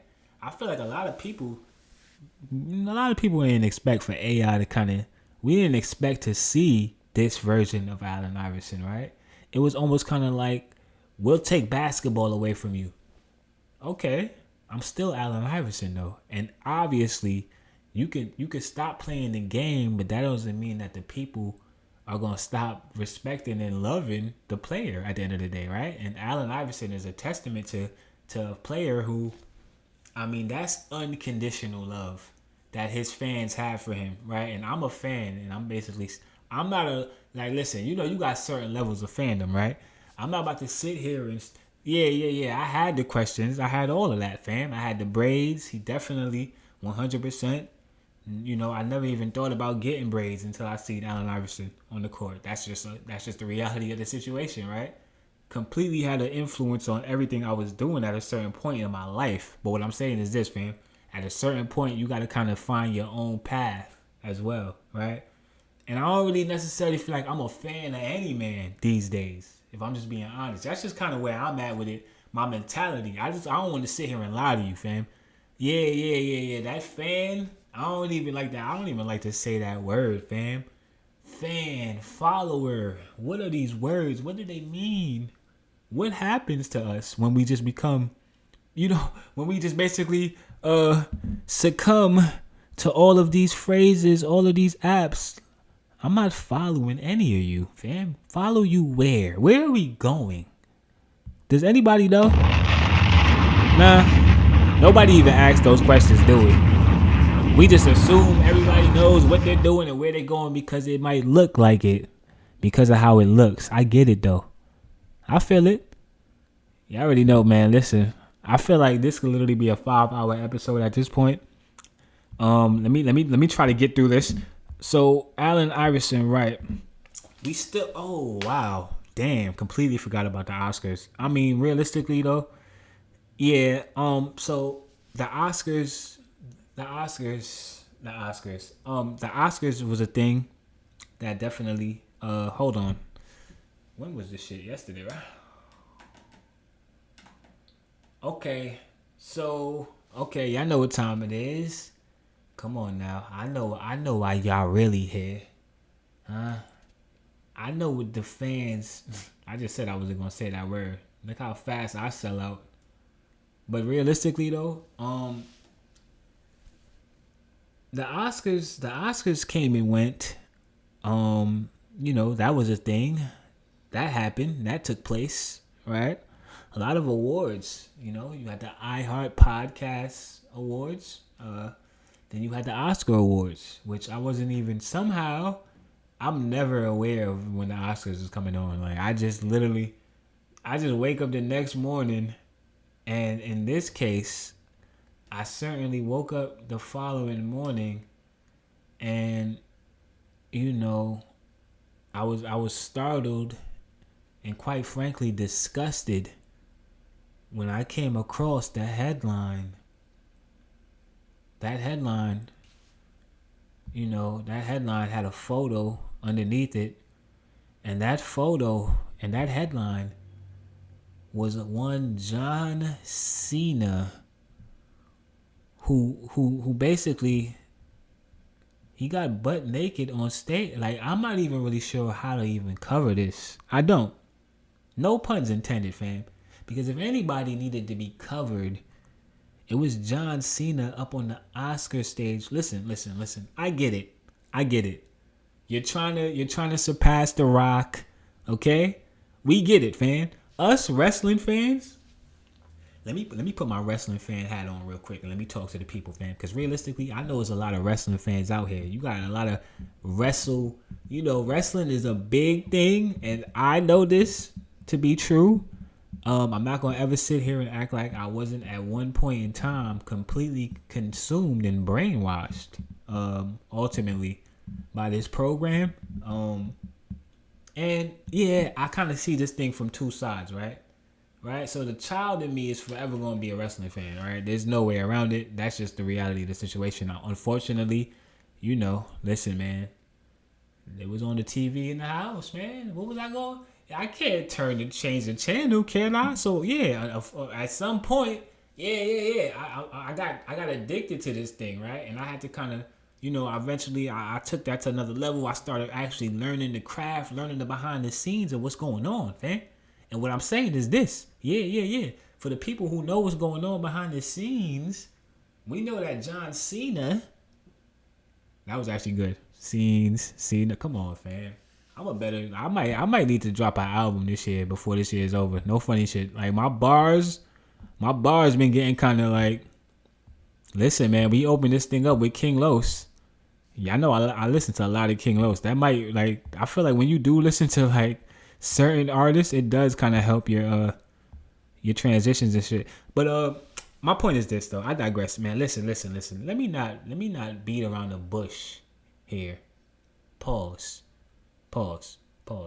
John Cena, professional wrestler John Cena, was present at the Oscars 2024, and all right, so there was a presentation of an award that was taking place. Jimmy Kimmel, I believe, was the host of the show. Jimmy Kimmel has hosted the Oscars, I feel like, for the last 15 Oscars in a row, man. Jimmy Kimmel, we have to acknowledge the fact that Jimmy Kimmel is never going to not have a job. Like, he's always the host. And realistically, he does a good job. He does, right? Because even in that brief, unfortunately, I did watch the clip for context purposes. I really just wanted to see if this was really happening, fam. Like, I couldn't believe it. Like, understand what I'm saying here. I couldn't believe what I was seeing, right? So I'm like, fam, this has to be like a muscle suit or something. There has to be something really, really funny that's happening here. For this man to be sitting up here on stage, he stood up on stage. He's standing on stage. He literally was ass naked on stage with they have the cards that they present when they're presenting the award. I mean, it was really ridiculous. Pause. No pun intended either. I mean, listen, fam. I'm here all weekend, fam. But it was absolutely ridiculous, okay? John Cena, Jimmy Kimmel, they did a little bit or whatever, right? And I felt like, I mean, do I need to play this? I'm not playing this shit again, fam. Realistically, I need to take this shit out of my YouTube history. I'll do that. Let me do that real quick. Where is that shit? Anyway, I'll do it later. But yeah, I don't need to pull this up, man. They did a bit. The bit wasn't good. It just wasn't good. And this is like going back to my point about podcasting and creativity. You can clearly sense when something is being forced. Like, it's just that simple, fam. They forced this for whatever reason, and I don't know who they are. Once again, right? I don't know anything. I don't. You might find a video or something of me back in the day saying some stuff. Listen, fam. Listen, it's all satire, okay? Obviously, I had a bigger vision and a bigger goal in the long run, fam. I'm trying to get a goddamn studio popping. Yeah. I had to get on the algorithm to see what was going on, fam. And try to get some traction going, right? Let y'all know where I'm. Yeah, nah, 100%. I digress once again. Listen, man, the bit wasn't good. It was forced, okay? It was overproduced, okay? You're on the Oscar stage. There's so many bits you can do with John Cena on the Oscar stage. You trying to tell me they couldn't do a wrestling bit? Huh? There's plenty of bits you could do. They got a bunch of storylines in the WWE. I've seen Stone Cold go to Brian Pillman's house. He went to that man's home, fam, where he lives with his children and his wife on national television. I watched it and I seen it. and he pulled out a gun or something crazy. Like, he shot him in his house, man. This is what they do. Like, they build these characters and they create these storylines. So all I'm saying is this, like, with the writers off yesterday, fam, you couldn't get fucking Gerald Briscoe or one of the... I mean, I think Gerald Briscoe passed away. R.I.P. Gerald Briscoe. He definitely did pass away. Who back there right now? Doc Hendricks? Huh? Doc Hendricks? Is he still on the goddamn... I told y'all I know the behind the scenes. Is D. Malenko still a writer? Where are the writers? Jimmy Hart still behind the scenes, fam. With the mohawk. He still probably got that damn same hairstyle, which is crazy, fam. With a big bald spot in the middle of it, fam. You know they don't be trying to let go of that hair. A wrestler gonna hold on to that look. You know that's kind of their whole, you know what I'm saying? That's how they make their money and shit. So, unfortunately, if you relied on a certain image and shit, we could sit here and do a whole wrestling pod. Listen, man, listen. John Cena, you're out of pocket. You're out of line. Slow down, calm down, chill the fuck out, okay? You've done some crazy things in your career, but I don't think we've seen you do anything crazier than this. You embarrass yourself, and you embarrass me as a wrestling fan, okay? Because I have to sit here on my podcast now and admit to the people that I am a wrestling fan because of you. If this never happened, I would have never had to do this take, okay? This would have never hit my docket. You're not going to catch up to The Rock. You're just not, fam. He was too good at what he did, fam. We've never seen anything like that before. It was a 101, okay? And that's what I'm trying to say, fam. Stop looking at what somebody else is doing and trying to put yourself in a competition because you're not inspired enough. You're not inspired enough. You're not inspired enough. You're not. Stop it. We all need to just stop. Everybody take a breather. Let me take a breather. Let me drink some water too real quick. John Cena is wilding, by the way. And realistically, I just feel like, yeah. If that's the goal and if that was the end game, like if you're trying to catch The Rock and you feel like, all right, in order for me to kind of, I mean, listen, man, you know, we all have to make a choice in life, you know, ultimately is what it comes down to. And I feel like the choice he made, obviously, I mean, he went to the puff party, man. Like, we just got to just call a spade here, man. I mean, listen, man, why else? We talking about that the Oscar stage is literally the center of Hollywood and all of its weirdness and in its core, right? Everything weird, every fucking Hollywood Inquirer front page article, anything you ever seen weird in Hollywood is taking place in that room, fam. All of them, they're all there. All of the weird people are literally in a room together. You're on stage naked. I'm going to end the segment there because quite frankly, at this point, I'm disgusted. I'm disgusted and I'm disappointed with John Cena, fam. Creativity. That's all I'm saying. Creativity. That was not creative, fam. That was clearly just...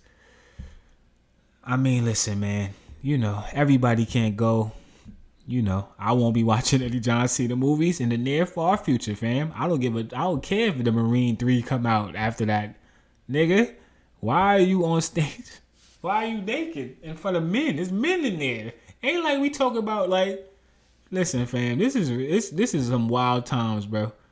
Wild times we living in. You know it's wild times we living in. When, you know, I'm not gonna do that. I had a segue there, but I'm not gonna do that.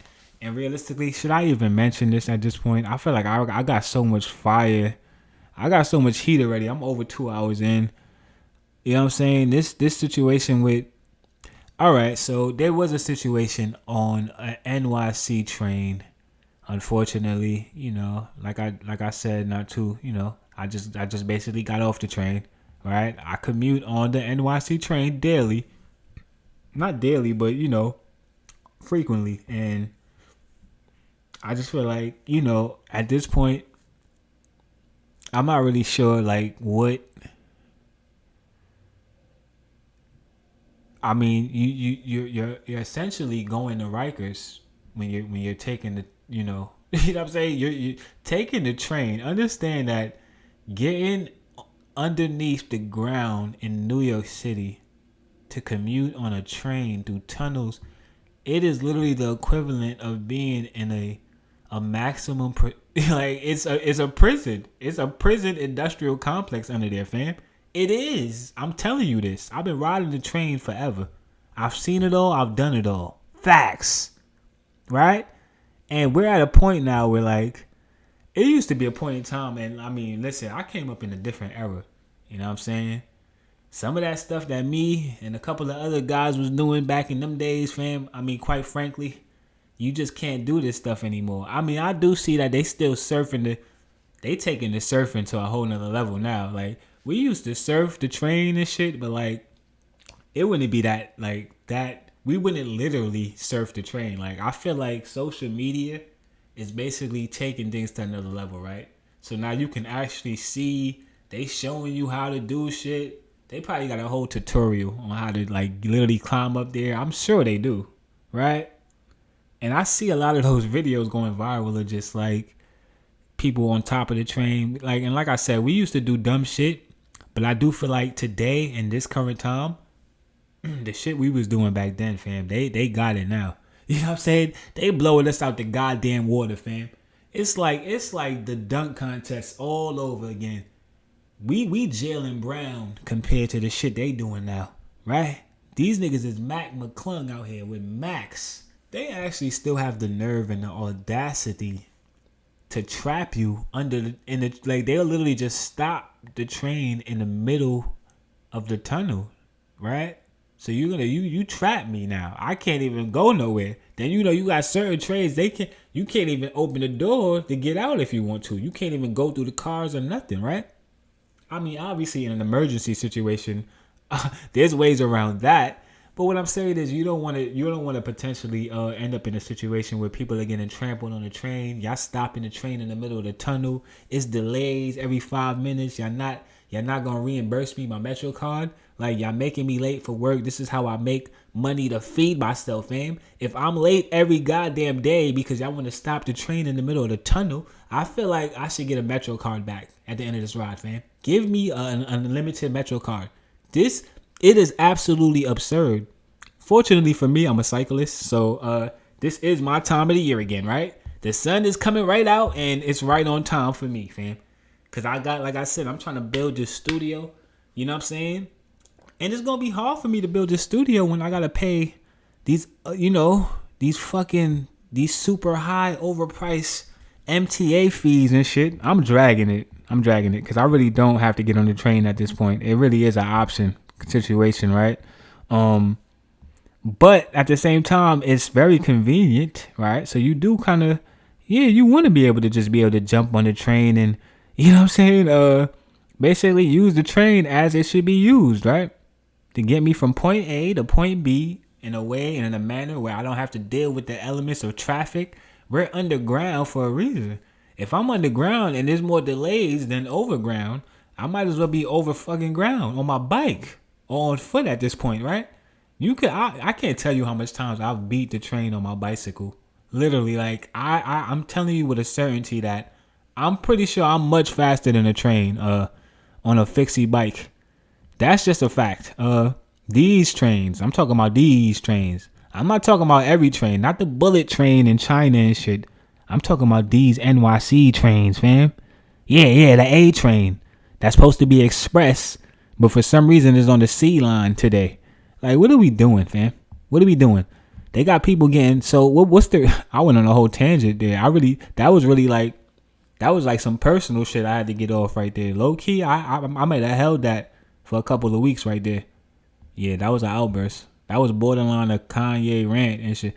A woman lost both of her feet after her boyfriend allegedly pushed her onto the subway tracks in New York City into the path of an oncoming train, police sources say. So, yeah, more of the same. People basically feeling like they could kind of do whatever they want on the train now because, like I said, the train and, the service, that's being provided kind of gives people that energy. Like if y'all don't give a we don't give a like, shit, we all just gonna be down here not giving a then. Y'all want me to be late every goddamn day?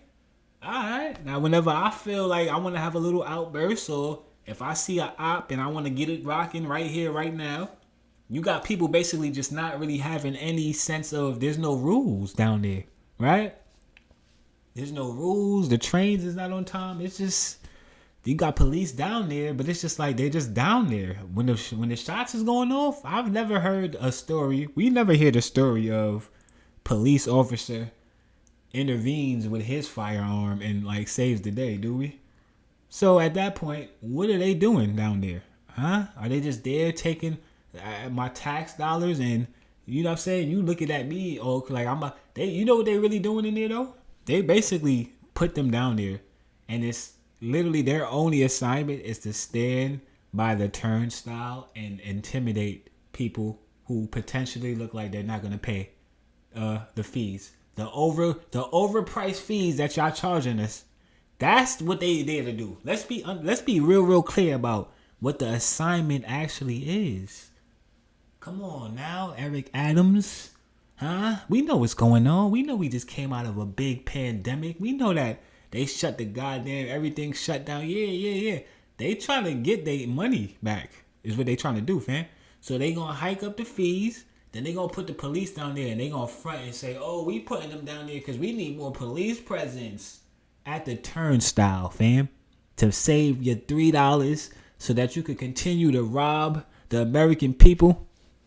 In all seriousness, though, they really, there is no purpose of having them down there, fam. Just standing there. They got dogs and shit.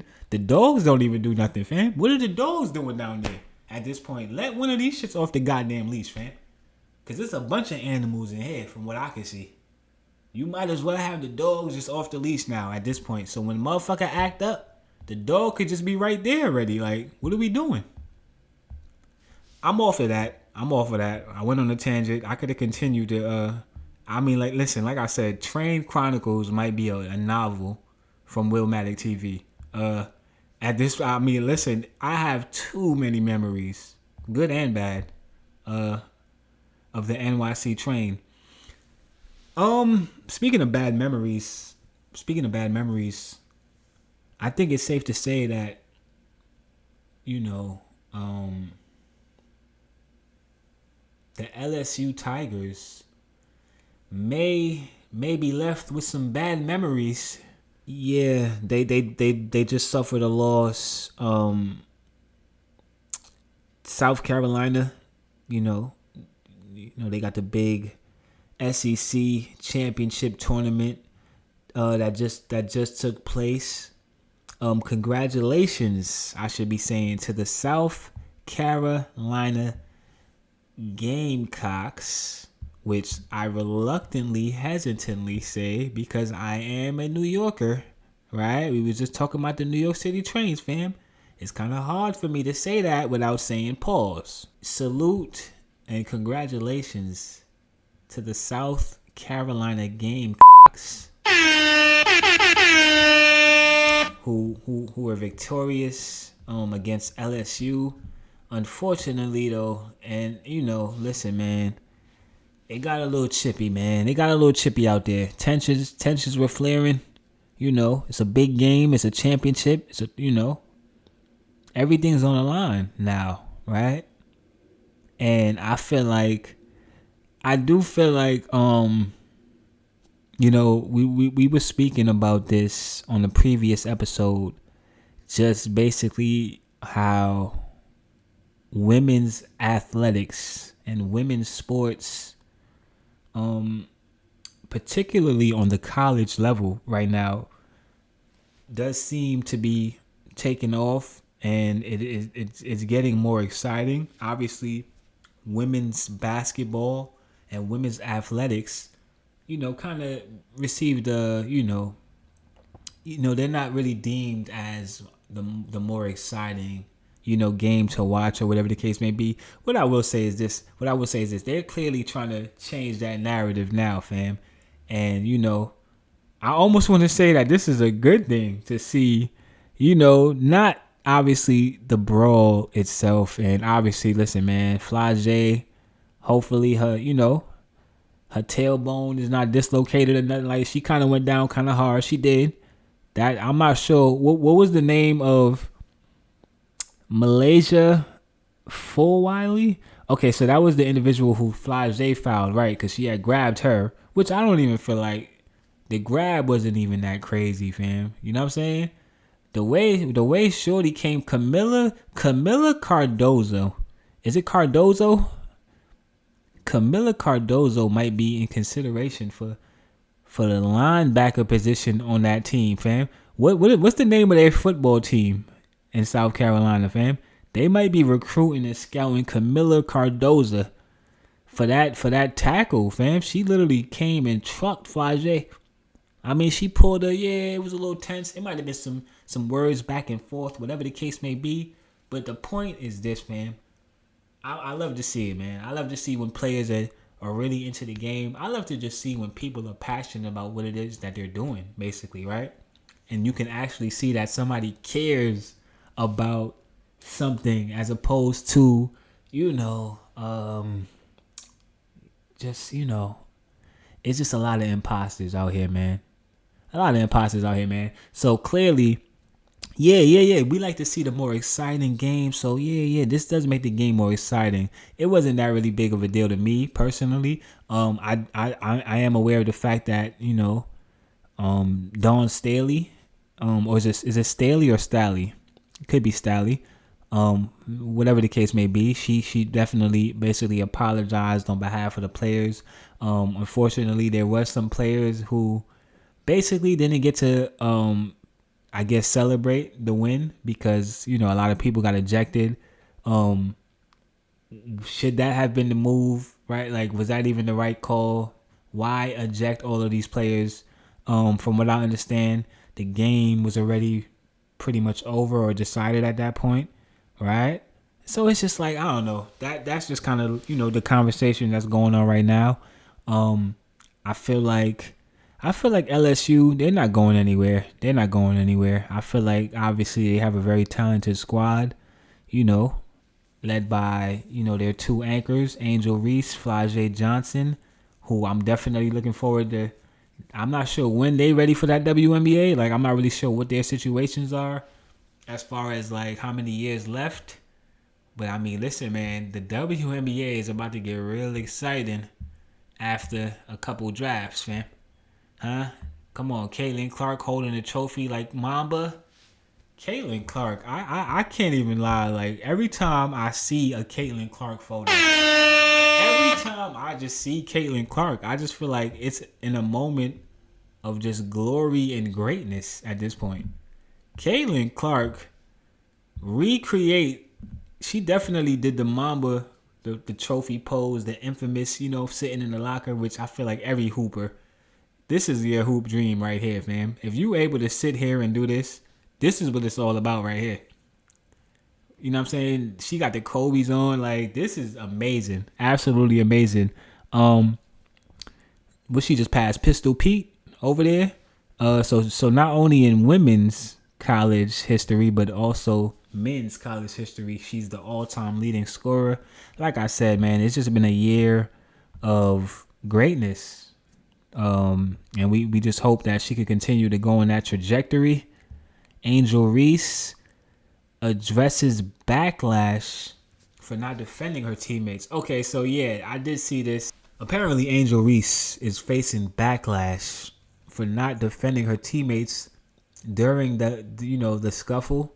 I don't even really know. I take articles like this with a grain of salt, right? Just for the simple fact that backlash from who, right? Who's actually sitting there advocating that you should have jumped into the middle of a scuffle with multiple players on a basketball court on a live nationally syndicated game on television. You know what I'm saying? What was she supposed to do? Jump in there and start throwing left hooks, fam? Like Mayweather? They're on television. It's clearly, it wasn't like they was out off the court, you know what I'm saying? Out and about, somewhere, and something like this happened and she kind of just left her teammates for this is, and realistically, I did see the clip. They showed it from multiple angles. They like to do that when when the fights happen and shit, you know, they showing different. And from what I can tell, Angel Reese was clearly, I mean, she was being held and restrained the whole time, right? So even if that wasn't what happened, right? Let's say she was free and she could have, you know, basically got busy and got over there, did what she had to do. What exactly were people expecting to happen, basically, right?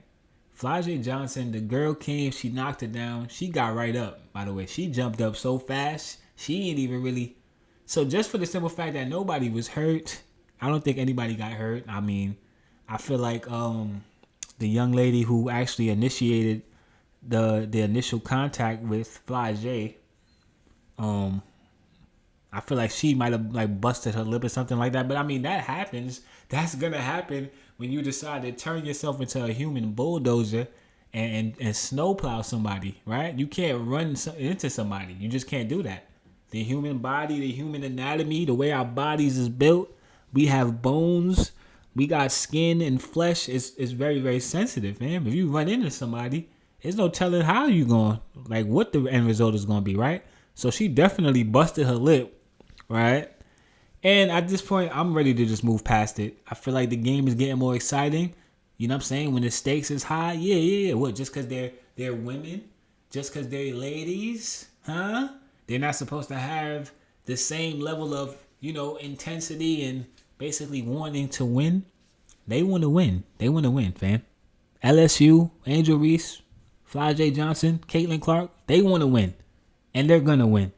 And we're going to watch them win. And we're looking forward to seeing all of these young ladies enter the WNBA draft. It is truly going to be historic for the league.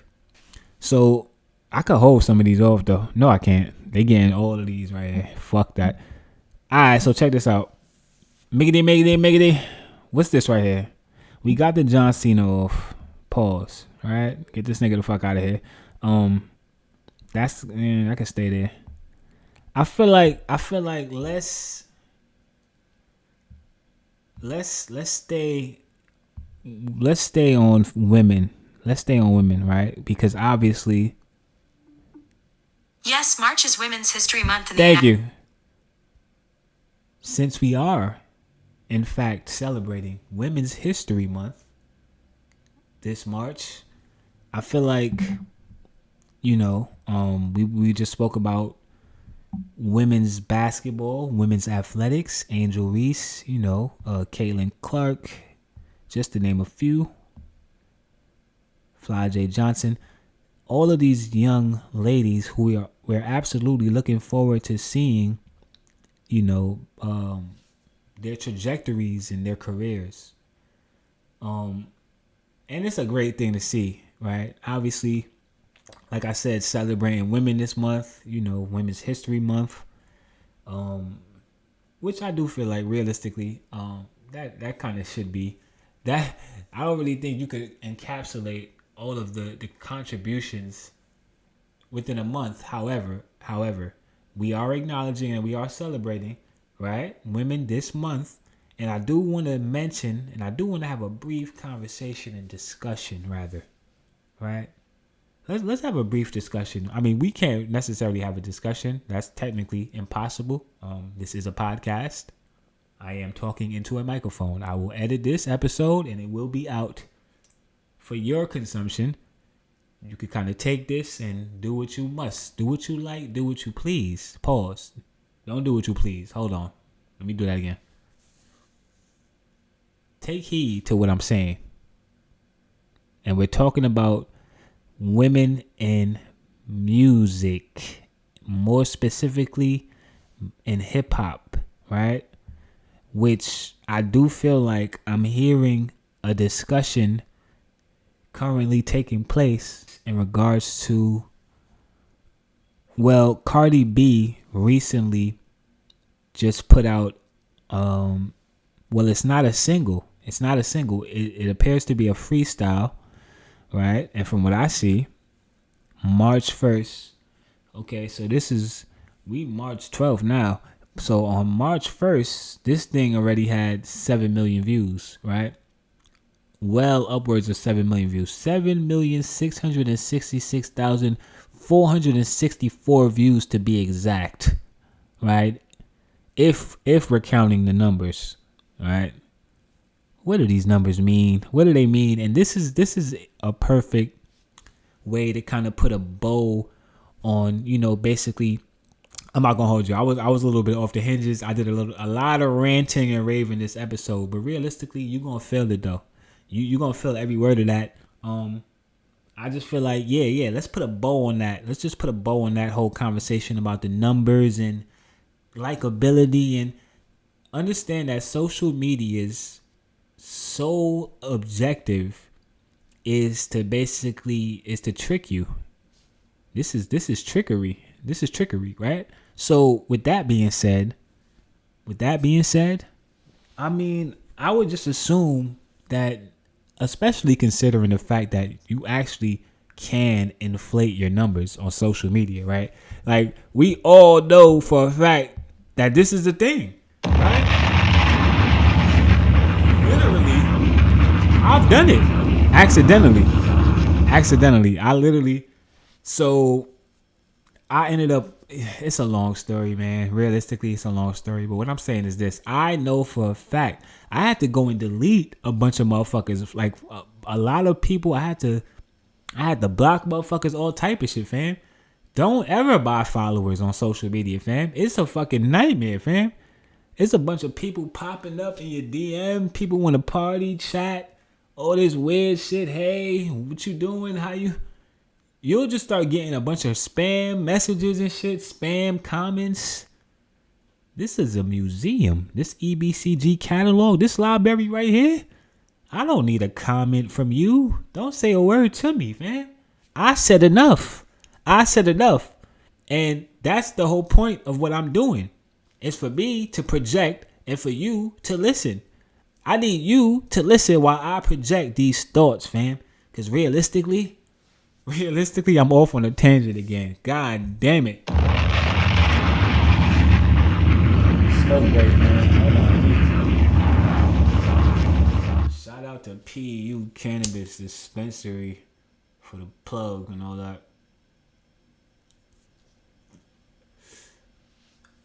Oh yeah. I'm feeling like this I don't know. I'm feeling several ways right now.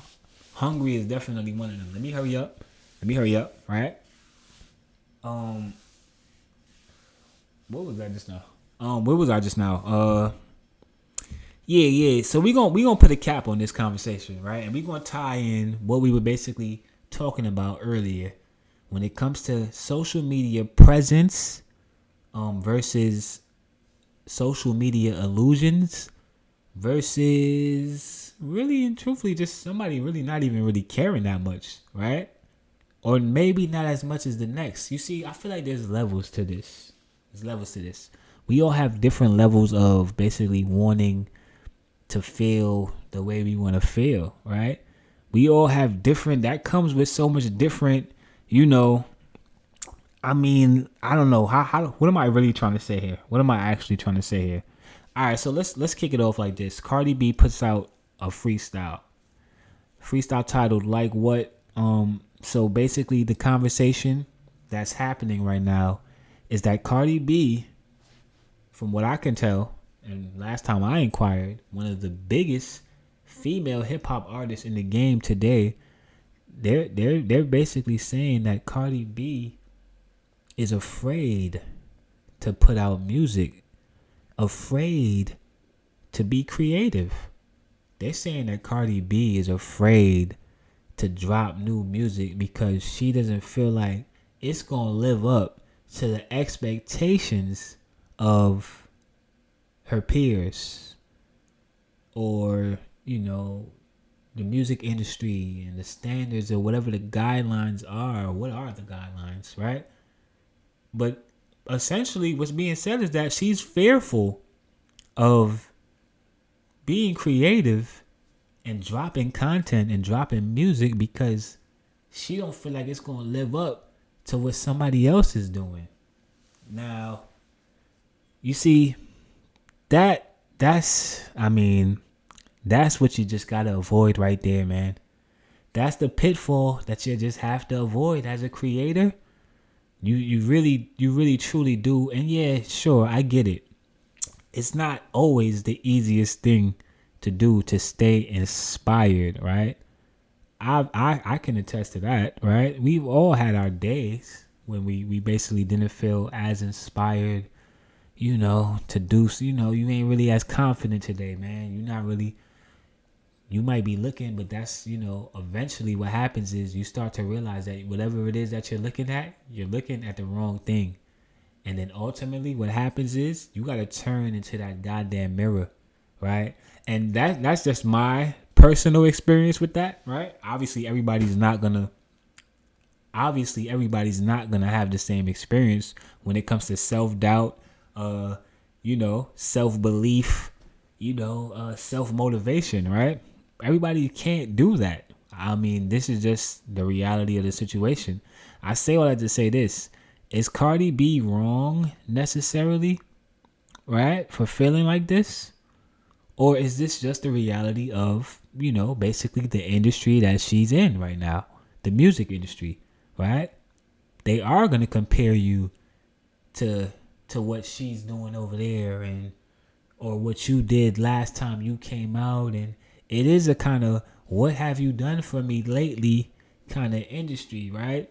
And obviously, I don't know exactly how long it's been. I'm not necessarily, I'm not in the Cardi blog every day, right? I don't know all of the ins and outs of her situation and what she got going on musically, but I am aware of the fact that it has been quite some time since she has released some music, right?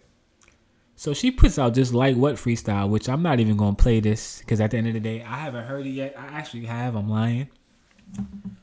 It's a sample. What sample is it? I know there's a sample on there and directed by Offset. I didn't realize that. I didn't see that till now. Apparently the video was directed by Offset. So her and Offset clearly, that's still a thing, right? And I feel like even with that situation, it's just like, fam, what are we asking for when it comes to female rappers at this point? You can make a strong case, just like you can make a strong case about male artists in hip hop as well, right? You can make a strong case that the soil is being poisoned, basically, right? You can make the strong case that essentially what I'm saying is what's happening in hip hop and what's happening in music is no coincidence, right? There are people who are actively, working to basically, strip us of all of our core values and, everything we've known this genre to be once upon a time. We absolutely are aware of the fact that is taking place, that is going on, and that is a thing. But what we also are aware of is the fact that hip hop can never die. It can. It just can. It can't die on the E.B.C.G. Yeah, I know. I'ma always listen. If there's one thing, I might be the last hip hop playlist left, fam, before this thing is all said and done. Just know that if me and D Nice gonna definitely have. Me and D Nice will be the last two motherfuckers left playing hip hop, bro. You will never take hip hop away from Willmatic TV. Ever. It's not gonna happen. It can't happen. It won't happen. I don't care how much weird. I don't care. Go ahead. Keep burying the legends. Go ahead. Keep digging up old shit. Y'all wanna go? What y'all gonna do? Huh? Y'all gonna come for Jay next? I will continue to celebrate these brothers and their contributions to the culture and what they have done in their past, because they've also done great things as well. Now, as far as, and I don't even really, you see, I'm not even going to do that because I do that often. We're not going to do that. I didn't even have that on the docket. We are not going to revisit anything from the last episode, right? I want to just basically end the conversation. That was basically my point I was really trying to make about these female artists in the game, is that I just feel like there needs to be more creativity, man. Salute and shout out to Tiara Whack, who is gearing up to drop Worldwide Whack, which is her debut release, you know. Absolutely major salute. I'm looking forward to that. You know, because it might be a plot twist here, right? Because from what I can see right now, I do feel like we might be going in a direction that's not really so much hip hoppy, right? But then it's just like, I don't know, man. I don't know. If it's, listen, we know for a fact that she's capable of tapping into that MC. So I don't know. She might throw us a little curveball on there. So I'm just looking forward to seeing that. Tiara Whack, I mentioned Tiara Whack because obviously Women's History Month. Pardon me. I mentioned Tiara Whack because obviously, you know, we're talking about female artists in the game. It's Women's History Month. And Tiara Whack, I feel like, is the prime example of an artist who is basically going to create from an artistic place, right? She's going to put the art, you know, before playing the part. And for that, I will always appreciate, you know, and support. And, you know, realistically, I just feel like we should all be celebrating artists who are doing that, you know. We need to basically put those artists at the forefront, right? And we can't complain about what we're seeing. And, you know what I'm saying? Motherfuckers are complaining about some shit about, oh, this shit ain't really how it used to be. And I remember the core values of but then in the same breath, turn around and be like, my favorite rapper is Future or Young Thug or Little Baby. It's just like, fam, what are we actually talking about? And respect to those brothers who are obviously supremely talented and, you know, have amazing, you know, resumes and catalogs and careers. And I'm sure a bunch of people love what they do. All I'm saying is this: that's not hip hop. That's all I'm saying. Respectfully.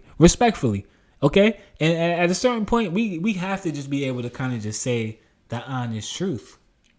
That's not hip hop. Okay, I think I'm done with my rant, right? About basically women's music and, you know, basically just putting the art before playing the part.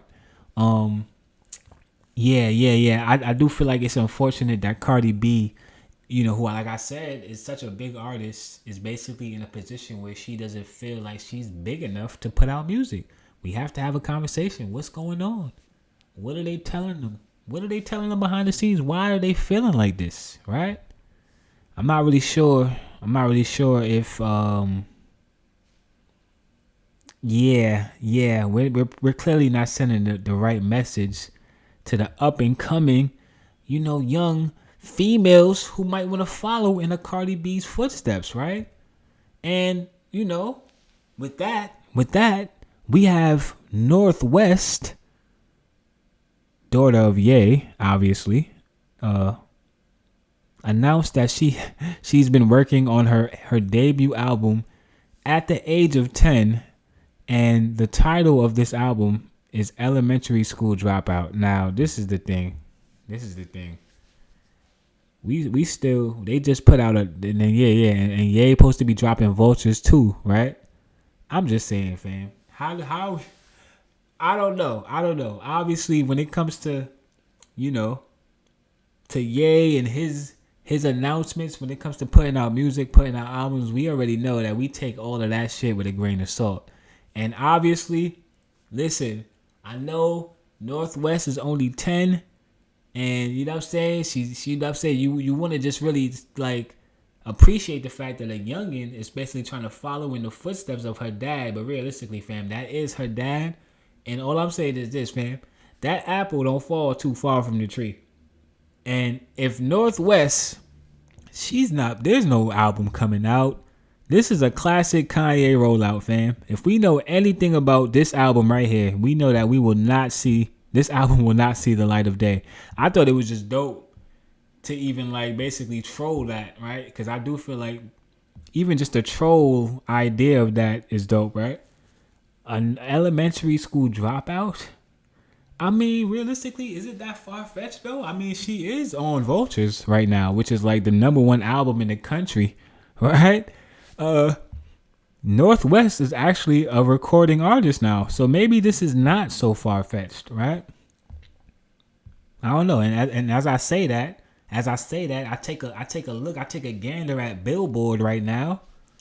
And what do you know? Lo and behold, Kanye West, Ty Dolla $ign, #1 on Billboard Hot 100 for the song Carnival.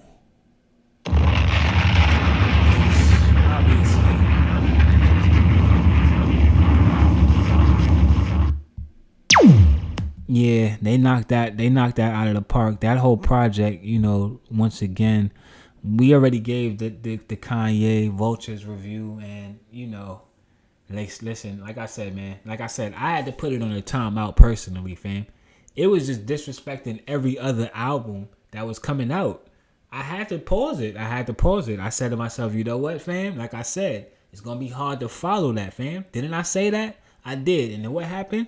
You guessed it. Schoolboy Q dropped shortly after that, and everybody basically lied.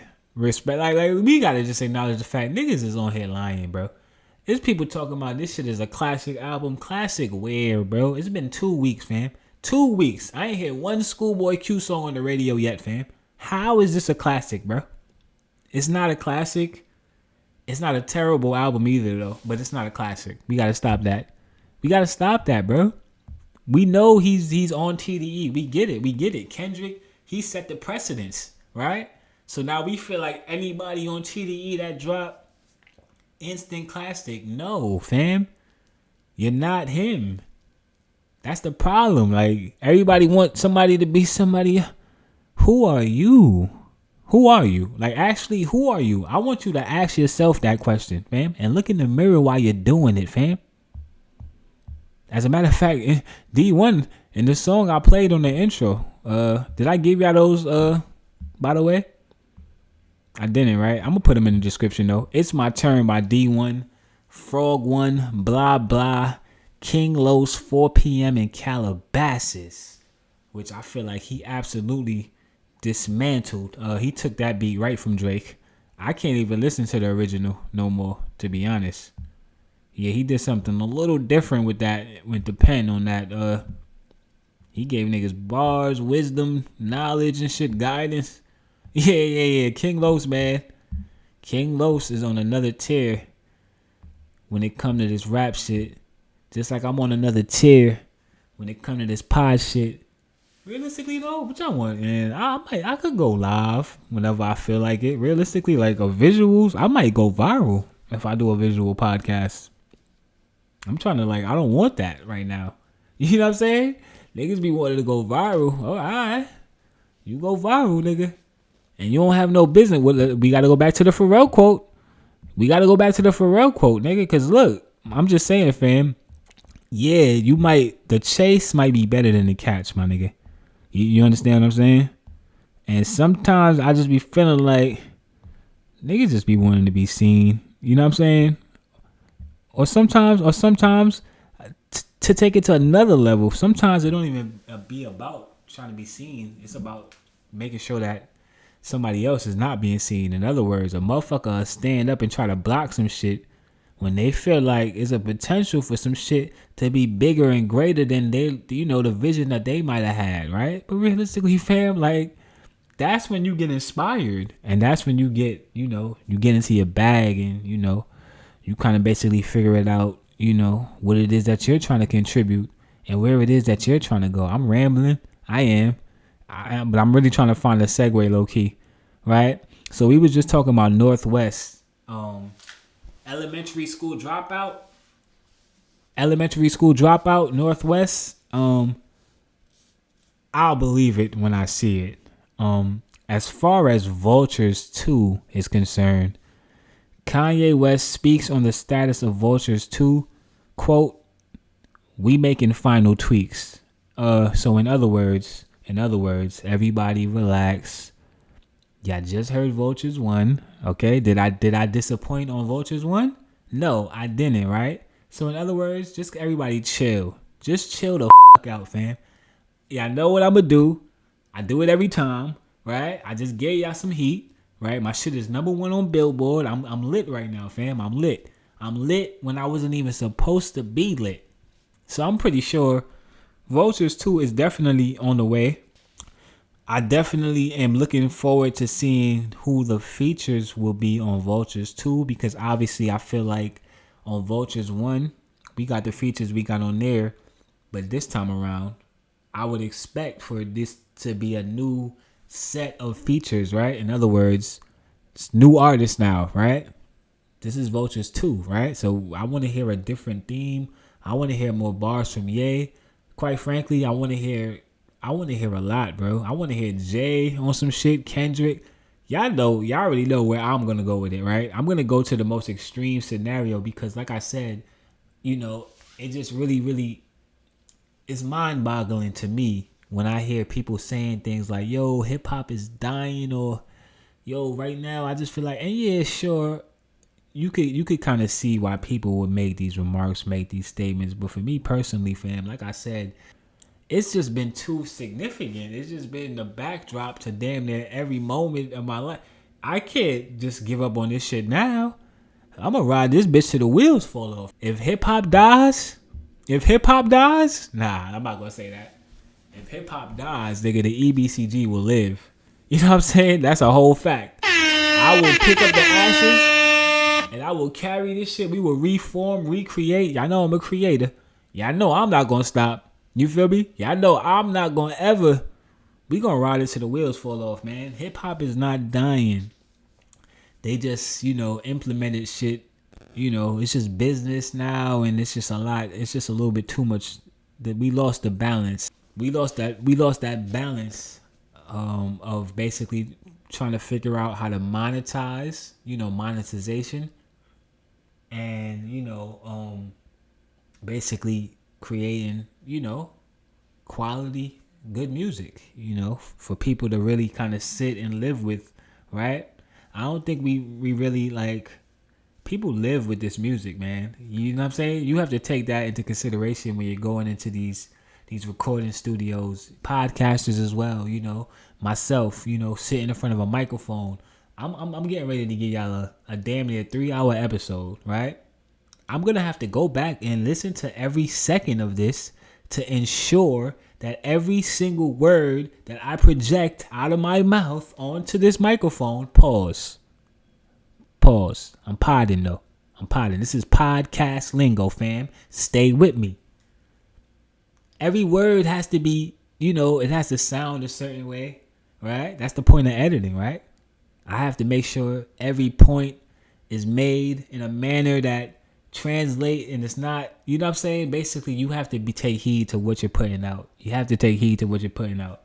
And I just don't feel like there's a lot of people doing that right now. It's not. Just watch. Just hit play on your own shit.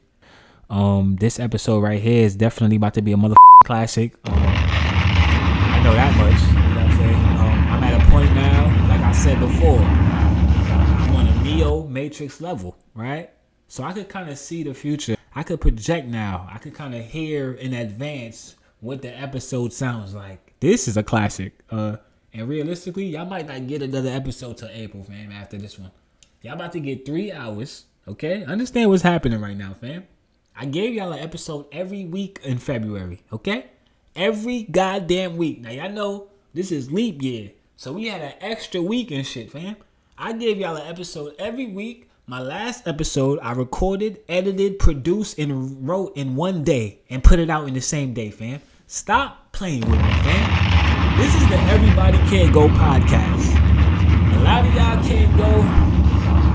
I'm just looking forward to new music, man, from the artists I want to hear. You know what I'm saying? That's all. That's the music take, man. I'm just looking forward to great, well thought out, great music, And like I said, we got some stuff coming, man, that I feel like is gonna shake the game up big time. Fall Off, J. Cole, Vultures 2, Yay, Tierra Whack on the way. You never know what Kendrick is doing in a studio somewhere in fucking France. You know he over there in France right now in a secret studio session and shit. Kendrick got access to every studio in the world, bro. I'm certain of that. I'm pretty sure if Kendrick goes to any studio in the world, he can literally just knock and get inside, bro. At this point, that's Kendrick Lamar, fam. Let him in this goddamn studio. So yeah, any day now, we might get a little surprise project from Kendrick. I don't know. I know Beyonce out here, you know, going crazy with Texas Hold'em right now. Which I did. The bomb was late. The bomb is late, so we're gonna let it go by. Sometimes you gotta let the bomb go by when it's late, fam, and then hit it again, though. Because that Texas Hold'em is definitely climbing the charts, you know.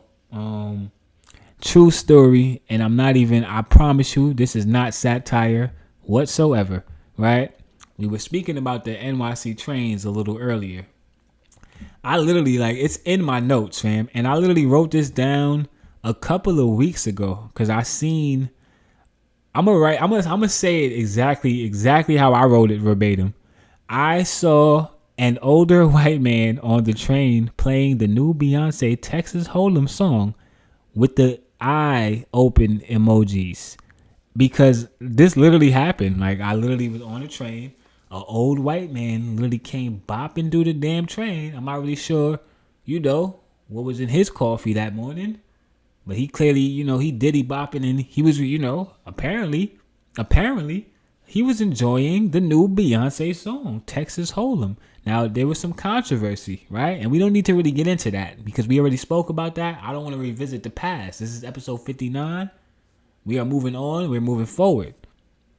Obviously, it doesn't matter about the controversy. Nobody cares about the controversy because Texas Hold'em is still climbing the goddamn charts, right? It doesn't matter, right? The art won at the end of the day. Sometimes the algorithm, sometimes the system, it doesn't always win. Sometimes the art actually will just win. And in this case, Beyonce apparently, does seem to be winning with this new single, Texas Hold'em. I don't know the exact chart positioning right now, but I would imagine that it's pretty high, if not number one on, the country charts. I'm not even really sure what the exact terminology is. Is it the country charts? Listen, I don't know.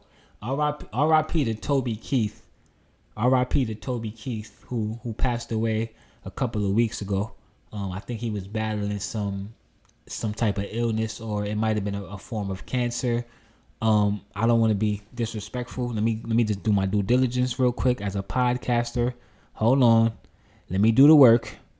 I don't want to be lazy. I don't want to just, you know what I'm saying? Act like I'm doing some Hold on, Toby. You know what I'm saying? Because all I'm saying is this, fam. If I get I could just buy one of those, can't you buy, how much is it for I'm just saying, it's a lot of pay for play going on. But you definitely do have to spend money, though. That is a fact. That's one thing I will say. If you really want to scale in anything you're doing for real, you're going to have to come out of your pockets, fam, to put money back into your pockets. So that's what we call an investment. Toby Keith died February 5th at the age of 62, according to the announcement on his official website, following his battle with stomach cancer, which is super unfortunate. We want to say prayers and condolences to Toby Keith, his loved ones, obviously, family and friends. With that being said, clearly, country music, there's a void right now. There's a void. And apparently Beyonce has filled that void. I never thought I'd be saying it, but yeah, that's what's going on right now. Beyonce in fact, is running the country music charts at this current time. What does that say about this genre, the genre of R&B? What does that say about, the future of, just basically music and where we're headed? How do we actually even feel about this sudden kind of, jump to another genre when, I mean, not for nothing, Beyonce, you don't, it's not like we get a Beyonce album every year. You know what I'm saying? Beyonce is one of those people who kind of will just wait. Pardon me. Beyonce is one of those people or one of those artists who we don't get Beyonce but so often. And I do feel like with everything that's being said about just how the genre of hip hop, and I guess you could tie R&B in with hip hop at this point, right? The two things go hand in hand, right? Hip hop and R&B. I just feel like why would you wait till this time to kind of cross over, right? You had the option to do this. You could have did this before you did Single Ladies and all that stuff. Like why now, right? You could have gave us Single Ladies now if you was gonna do this. You know what I'm saying? Like you could have held those, like, you know what I'm saying, and got that all first and got that out of your system. Like this should have been her first album, basically. Not now when we need the big artists and shit to drop and shit. Like, where are you going right now? But, respectfully, I would just assume that her team, Jay-Z, there's a bigger plan and a bigger play in motion here. And I'm just going to sit back. This is where I become a podcaster / 9-to-5 blue-collar hustler. I don't know what's going on. Jay-Z and Beyonce are on another different bracket, okay?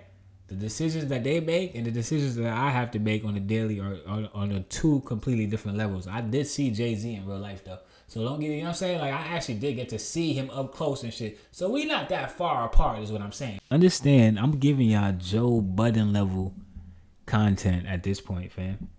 You know what I'm saying? I don't have with no parks, with no engineer. Understand, I'm on the boards right now, fam.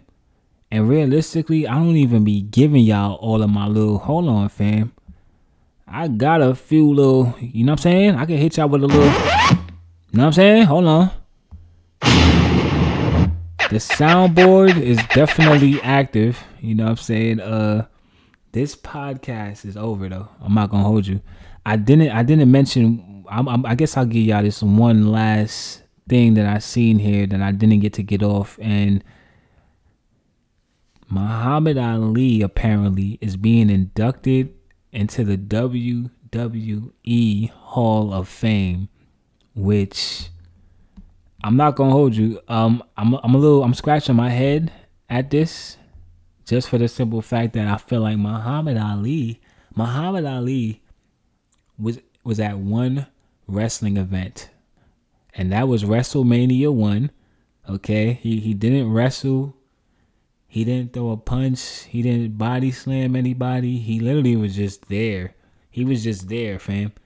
And at this point, I'm not really sure what's going on over there. Obviously, listen, they just had a big roster change / ownership change / everything changed, right? So I'm pretty sure that they over there running things a little bit differently now. So we're probably going to be seeing a few more things that's going to have us scratching our heads over there at the WWE. But Muhammad Ali is definitely getting ready to get inducted into the Hall of Fame. Definitely want to make mention of that.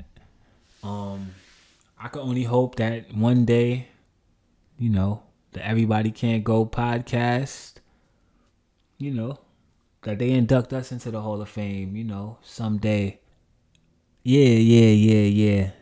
But as long as we continue to put in the work, you know what I'm saying, and basically enjoy what it is that we're doing. Because like I said, I don't know about anybody else, but personally, I enjoy having just a library of my thoughts, right? That I could kind of tap into. And, I feel like, who better to motivate you than you, right?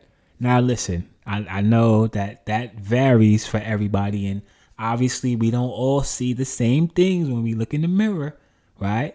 But I don't want to give y'all a therapy session. That's not what I want to do, right? This is the Everybody Can't Go podcast. This is episode 59, Timbs and Backwoods. Yeah. Because that's just the energy. That's just the energy I'm on with y'all this week. You know what I'm saying? You know. Yeah. We spoke about a lot, you know. At this point, I don't know. We'll spin the block, I guess. I mean, listen. In the world of podcast, obviously, so many things can change within a blink of an eye, right? Tomorrow, if J. Cole, I tell you this much, if J. Cole drops the fall off tomorrow, I'm spinning the block tomorrow, fam. You will get another 3-hour podcast tomorrow morning somehow, fam. And this is going to be out too. I'm going to put this out and I'm going to record and edit. I'm probably not going to do that. What I am definitely getting ready to do though is end this episode. So if I could give y'all any final thoughts before I get out of here, man. Stop looking to ride other people's waves. At a certain point, you know what I'm saying? You just got to get into the ocean. You know, obviously, you know, some of us can't swim, you know, and realistically, it's a lot of sharks in the ocean. You know what I'm saying? So you might be afraid of the sharks, but what I'm saying is this, fam: create your own wave. Stop riding other people's wave. Get in the ocean. You know what I'm saying? And get yourself in the game at the end of the day, fam. Get off the sideline. Stop being a spectator. Be more creator and less spectator. Huh? I'm gonna hit y'all with that right there, and we gonna get up out of here. What am I gonna hit y'all with for episode 60? Like, realistically, fam, we might have to, I don't know, man. I might have to 60. I might have to go to I might have to go to Slauson or something, man. Go to Nipsey Hussle. Go to Crenshaw, man. Go to the shop or something. Is the shop still open over there on Crenshaw and Slauson? Is the Marathon OG? I know he got the Marathon OG strain, Black Sam. I might need to just take a trip, period, and celebrate life. Not even just on some podcast shit, because at the end of the day, the podcast thing is great. Obviously, I sound amazing. My microphone sounds good. I'm clear. I'm projecting. You know, my segues is clean. You know what I'm saying? I'm making great points. I'm articulating. You know, I'm pronunciating the words. I'm very articulate. I could sit here and do this for days, is what I'm saying, right? But all good things must come to an end. And that is the case with this episode. Feel free to go and explore, you know, earlier episodes of the Everybody Can't Go podcast. Just, you know, at your own leisure for your own entertainment purposes, or, you know, if you want to basically tighten up on your craft for all the up and coming podcasters out there who may or may not be interested in, you know, basically watching another up and coming podcast, basically doing the same exact thing that you're doing, probably just a little better. I'm gonna listen. We have to embrace our greatness. I'm going to embrace my greatness. It's 2024. It's Mamba year. If you don't think I'm going to embrace the greatness in me, I'm walking towards it with my chin up and my chest out, fam. Everybody Can't Go podcast. You already know what it is. Until the next time, whenever that is, peace, love, and prosperity. Willmatic TV. 1.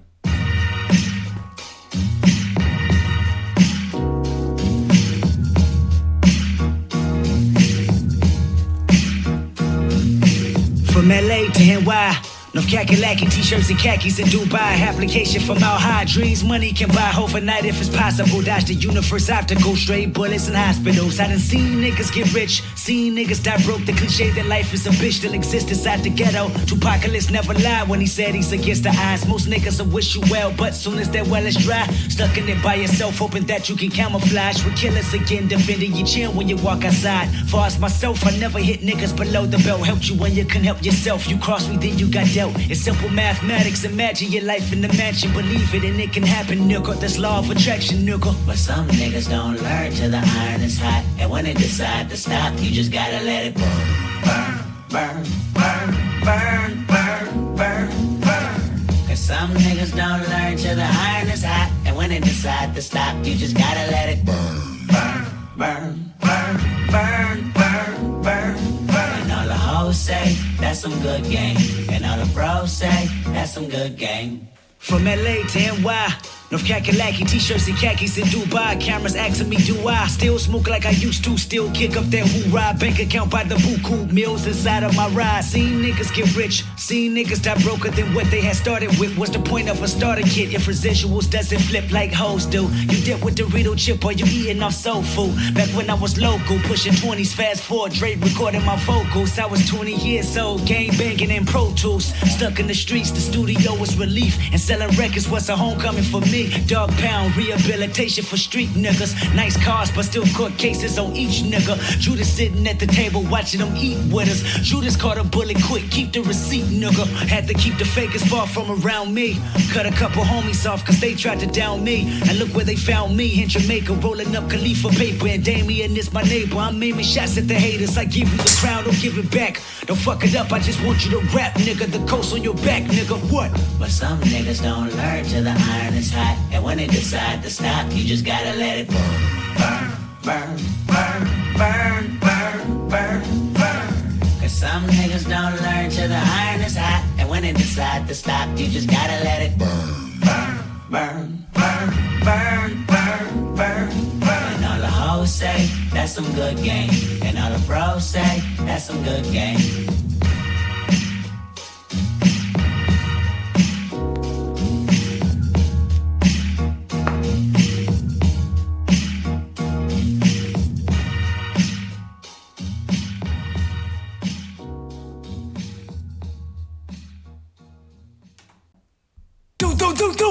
Where is Terrence Williams?